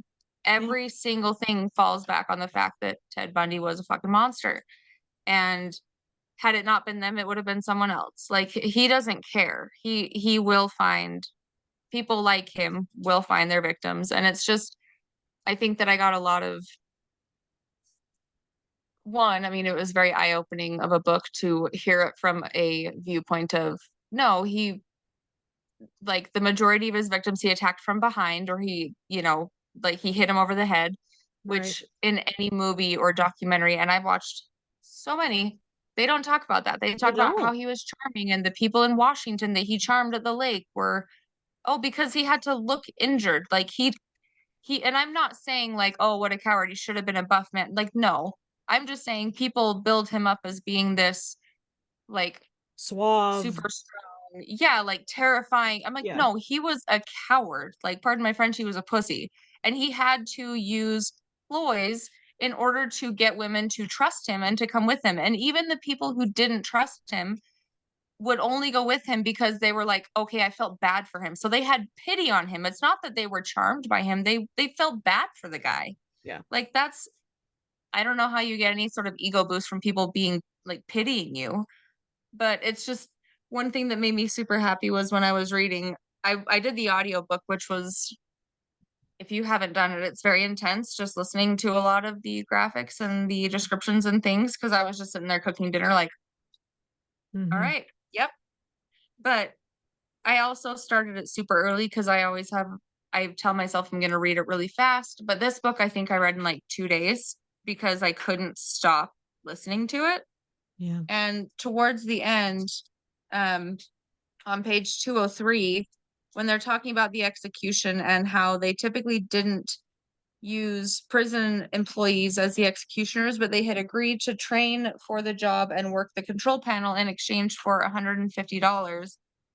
Only the executioner's eyes were visible, and several news reporters said that they saw eyeshadow. They suspected the executioner was a woman, which they deemed to be fitting. And the moment that I heard that, I was like, oh, I fucking hope it was a woman. Like, of anyone, even not even being a victim, just a woman in general being able to like just end his life. That for me was just like it made me happy. As messed up as that is, that made me happy because I immediately thought of the Green Mile. When I was hearing about them prepping him, I was like, please don't wet the sponge. Like, come on. I was like so hoping that they just were like, oh, sorry, I didn't know it was supposed to be wet. My bad. Yeah. Because I'm not necessarily pro death penalty, but there are certain cases like Bundy or people who harm children where I'm like, you know what? I just don't care. There's not a inhumane type of punishment that we can give them, in my opinion. Right. But this book has fully changed, not like I've always understood his crimes were extremely horrific, and the way that the judges responded was just, there was one judge who I think I quoted in my review on Goodreads who had said something like, ask and ye shall receive, knock and it shall be opened unto you, because he was talking about like how you haven't seen anything yet, and the judge was like, I'm sorry, excuse me. He's like, oh, just you wait, like if this is what you want, I'll give it to you. And I was like, yeah, there was, I mean, I don't remember off the top of my head if that judge was the same judge that was like, oh, you could have been a great, that was, I remember watching that Netflix show and I was like, he said that? Like, are you serious?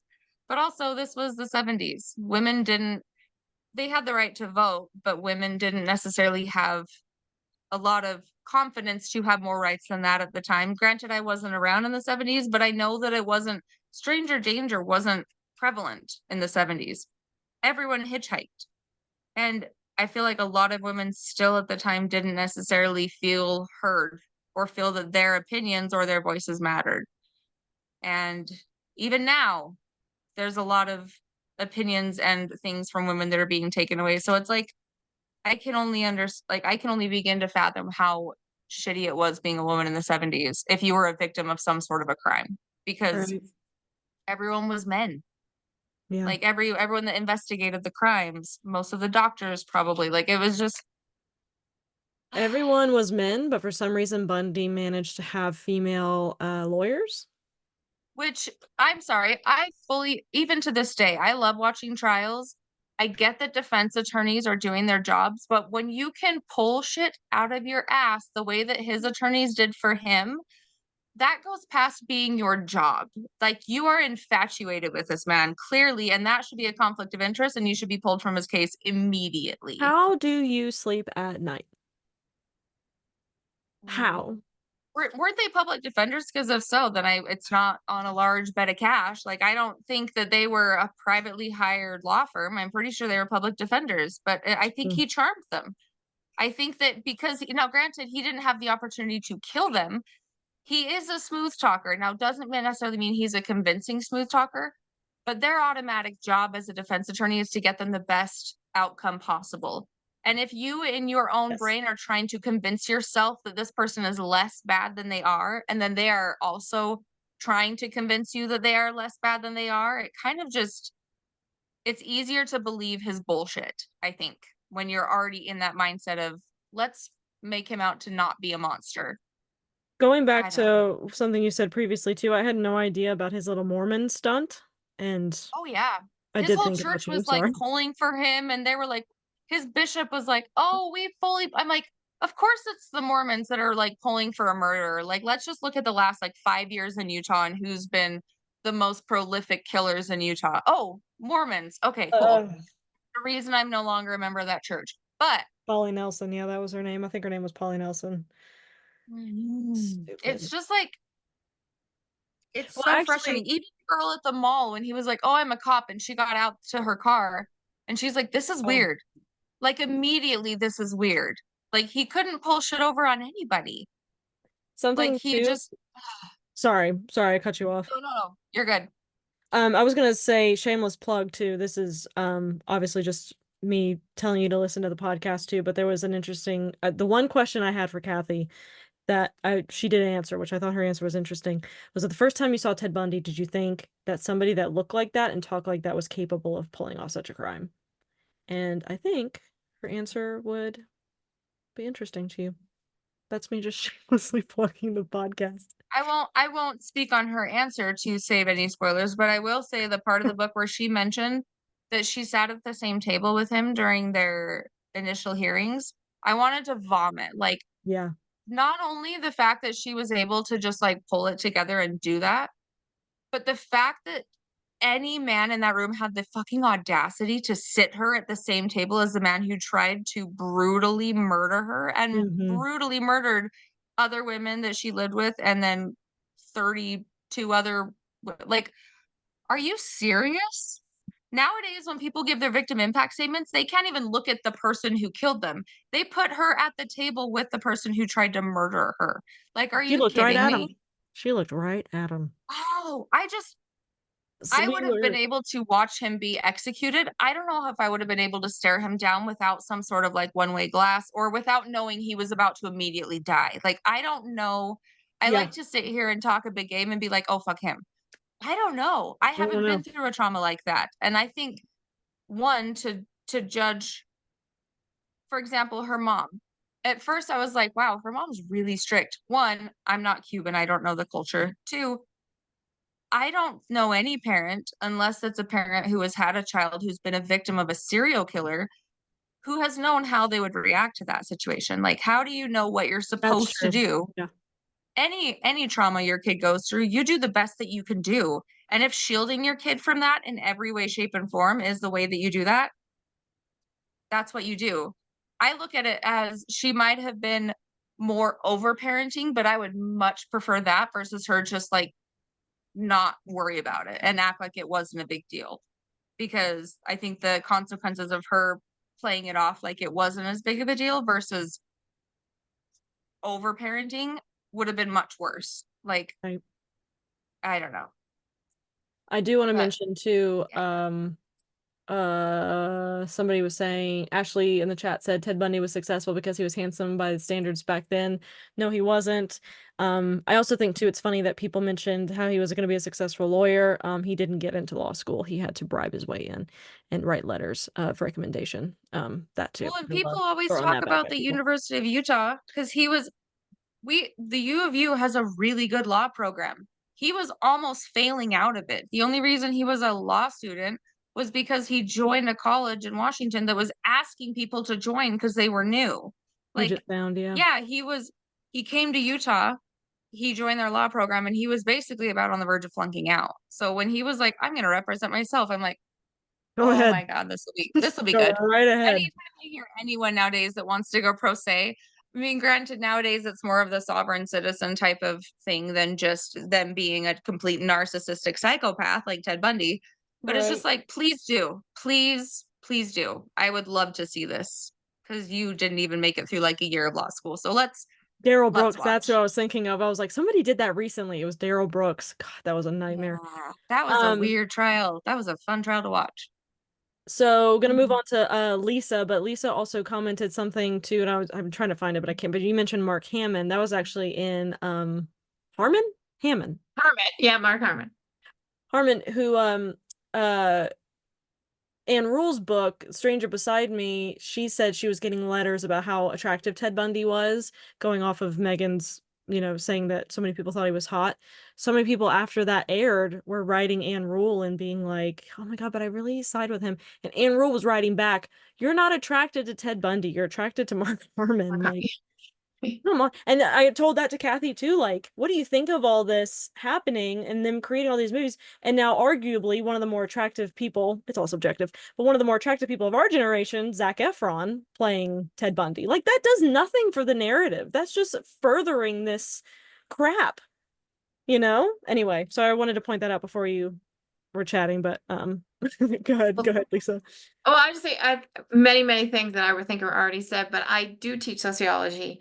Ooh. I've taught it for 8 years, and I do a huge crime unit. In my first year teaching it, they asked me if we could do a unit on serial killers. And before that, so 8 years ago, knew nothing about serial killers.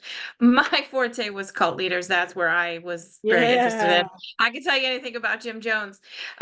So they were like, so I started to do these serial killer projects with them. And then I discovered, much like you did when the person came to your booth, that I wasn't doing it correctly, that I wasn't focusing enough on the victims. And this book, I didn't even do it well this year. Like I've been trying to get better with it year after year, being like, they have to include the victims in their projects now. They have to talk about the victims. But I saw I think you posted on Instagram and you were kind of weeping at the end of the book. Sobbing? And I Yes. was like, yeah, sobbing. I'm like, I'm not going to do that. And then I started to read the names of all the girls that were murdered, and that was it. Done. And I know now moving forward when I teach the sociology class in the crime unit, I'm going to talk about Kathy, and I'm going to talk about those girls at the end of the book, because none of my students actually ever want to do Ted Bundy as a project. They don't want to do Jeffrey Dahmer, and that's just so much worse. But I know we do have conversations about Ted Bundy and Jeffrey Dahmer and white privilege. Yeah. And I teach high can school. I join this class? Yeah. And I teach high please school listen? sociology.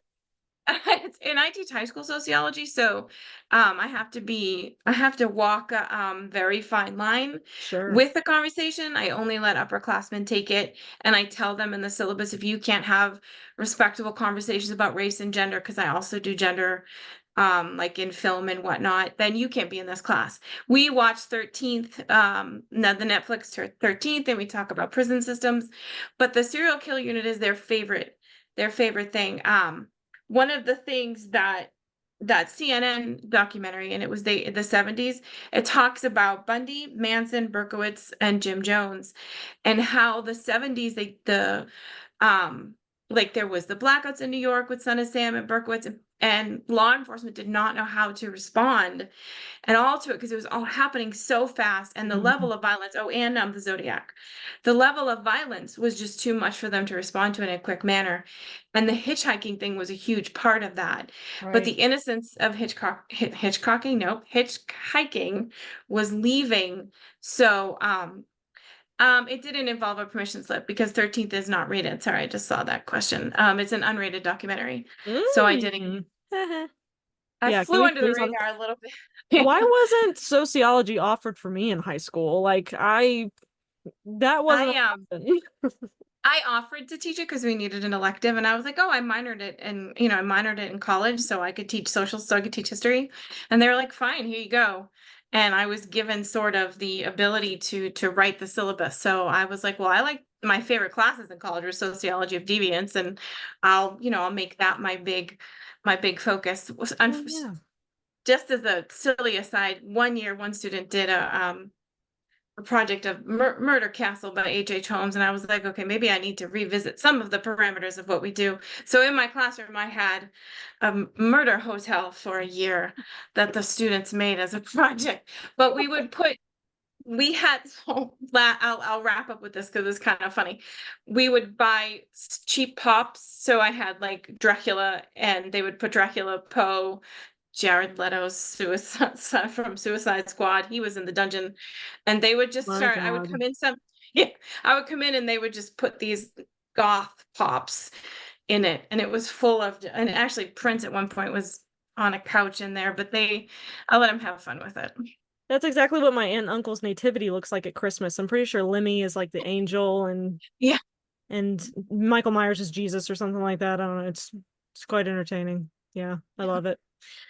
So you have to. I don't think we're reading another cult book until April of next year, because obviously we're reading a Waco book in April. Because I could talk about the Branch Davidians and David Koresh probably for way too long. So I definitely can do that with join us. Jonestown, but I'm looking forward to that book as well. I need to finish. I started reading The Road to Jonestown a little while ago, and I need to finish it. But yeah, that one's just fascinating to me. I mean, just in high school, I read, I think it was Black Knight, White Knight, and that was in Yeah. the, like, I graduated high school in 92, but so that was one of the first ones that was written about it. And it was, that's what my high school papers were on, Jonestown and witchcraft. And yeah. I had a really interesting AP history teacher in high school that I think really helped introduce me to the macabre, because he would always teach us about AP history, but for some reason would always have time to circle back to like medieval traps and torture devices. So thanks, Mr. Morrison. He Thank was you. like he was like the football coach that really did not need to be teaching AP history, but I appreciated it. That was my high school. Okay, my high school, I was a cheerleader and we couldn't afford gym mats, so no, we did not have sociology classes. I wish so, man. It was one of my favorite classes to teach. I loved teaching it. Woo. Next time you do it, please stream it. You will have at least 60 people in this meeting gonna listen to it. Thank you. Thank you, thank you. Ashley showed up to book club. I was worried I wasn't going to get a spot, but I remembered 3 minutes into the meeting. So, and then he kicked me out and I got right back in. So We I'm actually had like only 100 people try and come in. Like once it hit 100, I didn't have anybody else try, and it typically tells me, so that worked out. But welcome. Yes. So, I listened to this as an audiobook. I had trips that I had to do this month. So on the way driving down to Georgia, I'm listening to A Light in the Dark with the girls in the back seat. So I managed to remember to have them bring their headphones, so I don't think they heard much of it. But it was very intimate for me, especially when she got to the part talking about what transpired in the Chi Omega house. And so it made me feel very uncomfortable, like I shouldn't have been sitting in this room hearing what I was hearing, because it was so personal, it was so private. And I think that the way she was able to do that with her co-author, open the book to more than just those who like true crime. It opened the book to those who like memoirs, those who like anything about history, anything, people who like to read horrors and thrillers. I really think that the way that it was written, while it was odd initially when I first started off, the book was a way to bring in more people and more potential audience for her story. And so I do think that there is a reason why it was written the way that it was written. But again, I can see a lot of what everyone else has been saying about it too. And I didn't notice the repetition part because I too have ADHD, and it probably didn't click at that point that it was just being repeated. And so it kind of regrounded me to what was going on. in that point of her story. Mm. I did buy the shirt, and that shirt I think caused more questions in a small town in North Carolina at a farmer's market than I ever thought I would ever have at a small town at the farmer's market. Because, girl, I love I that. had to sit there and explain to somebody who he was, and he's like, "Oh, I thought he was the one who ate people." I'm like, "Nope, that's not the right guy we're talking about." You're He's on like, the "Oh, right track, not the right serial killer. Sorry. right." And like, I've had a curiosity about serial killers because they have been so sensationalized through movies and docu-series and all of that. You know, if someone wants to sell something, if it's about a serial killer, unfortunately, 95% of the time it's going to sell very well. Mm. And so I tried to read Anne Rule's book, couldn't get through it. I just don't jive with her writing or connect with her writing, however you want to say it. And so being able to read a true crime book from a victim standpoint just changed my whole outlook on how now books should be written when it has to do with serial killers. I'm like, okay, this is from this side, but what about our surviving victims? Like, what actually happened? Because there's probably a good 75% chance of what they're saying about how people viewed this person was not. Right. And so I'm going to be interested if they're going to be writing a book about what's currently going on with the Wilson trial and everything there, because how some women are treating him and viewing him and commenting about him is a very similar pattern to how they did about Bundy as well. And it just gives me the heebie-jeebies. Like, I'm like, are you serious at this point? Like, have we learned nothing? right. And so I enjoy the book. I gave it all the stars and can't wait to talk about it at the in-person meeting. Yeah, am I gonna see you tomorrow? I will be there. That's the plan. I'm so excited. Miss your face. So excited to see you. So excited. Britt, are you gonna be there? Unfortunately, probably not. I work until 7:30. I'm sorry. All right. Also, yeah, I'm hosting an in-person meeting in Mooresville, North Carolina. If that's anywhere near you, check out the website. And I know Annalise will be there. Very excited. I think my mom is making an appearance. You guys will get to meet Mama Patches. And then I am starting up one in Belmont as well. That's actually closer to you, so you might not have to make it to Mooresville every time, Ashley, but we'll be down in Belmont as well. And of course, again, there's chapters popping up kind of everywhere. So if you like the Zoom meetings, you can of course still participate, but if there's a localized chapter, definitely go out and hang out. I've been getting pictures of people meeting up and it just fills me with so much joy. So it's so surreal, and I'm so happy for you. Like, I see the one in Portugal and then one in Canada. I'm like, oh my. Like, so cool. This is amazing. So, but that's all I have to say. But thank you. And I want fabulous. I was going to say fantastic and fabulous at the same time. Conversation, and yeah. Thank you. Yeah, I'm girl bossing a bit too close to the sun with the book club, I think, but it's okay. It's okay. I think it was either somebody told me I just need to start wearing sunglasses, and I was like, damn, will do. Might have been Alyssa or Emily. I can't remember who it was. So it is 9:12. I can feel Christopher's impatience from here. I don't know. It's just some sort of telepathy that we have. I can tell that he is very anxiously waiting for me to watch House of the Dragon with him, so I am going to wrap this up. I'm just going to mute. I am the host, so I'm just going to mute myself and turn my camera off. You guys hang out, please. Everybody unmute. Have a good time. Thank you so much for a great conversation. I absolutely love you guys. This, again, will be on YouTube, and please... Huh? Don't forget to stop the recording. Thank you. I will. I'll do that right now.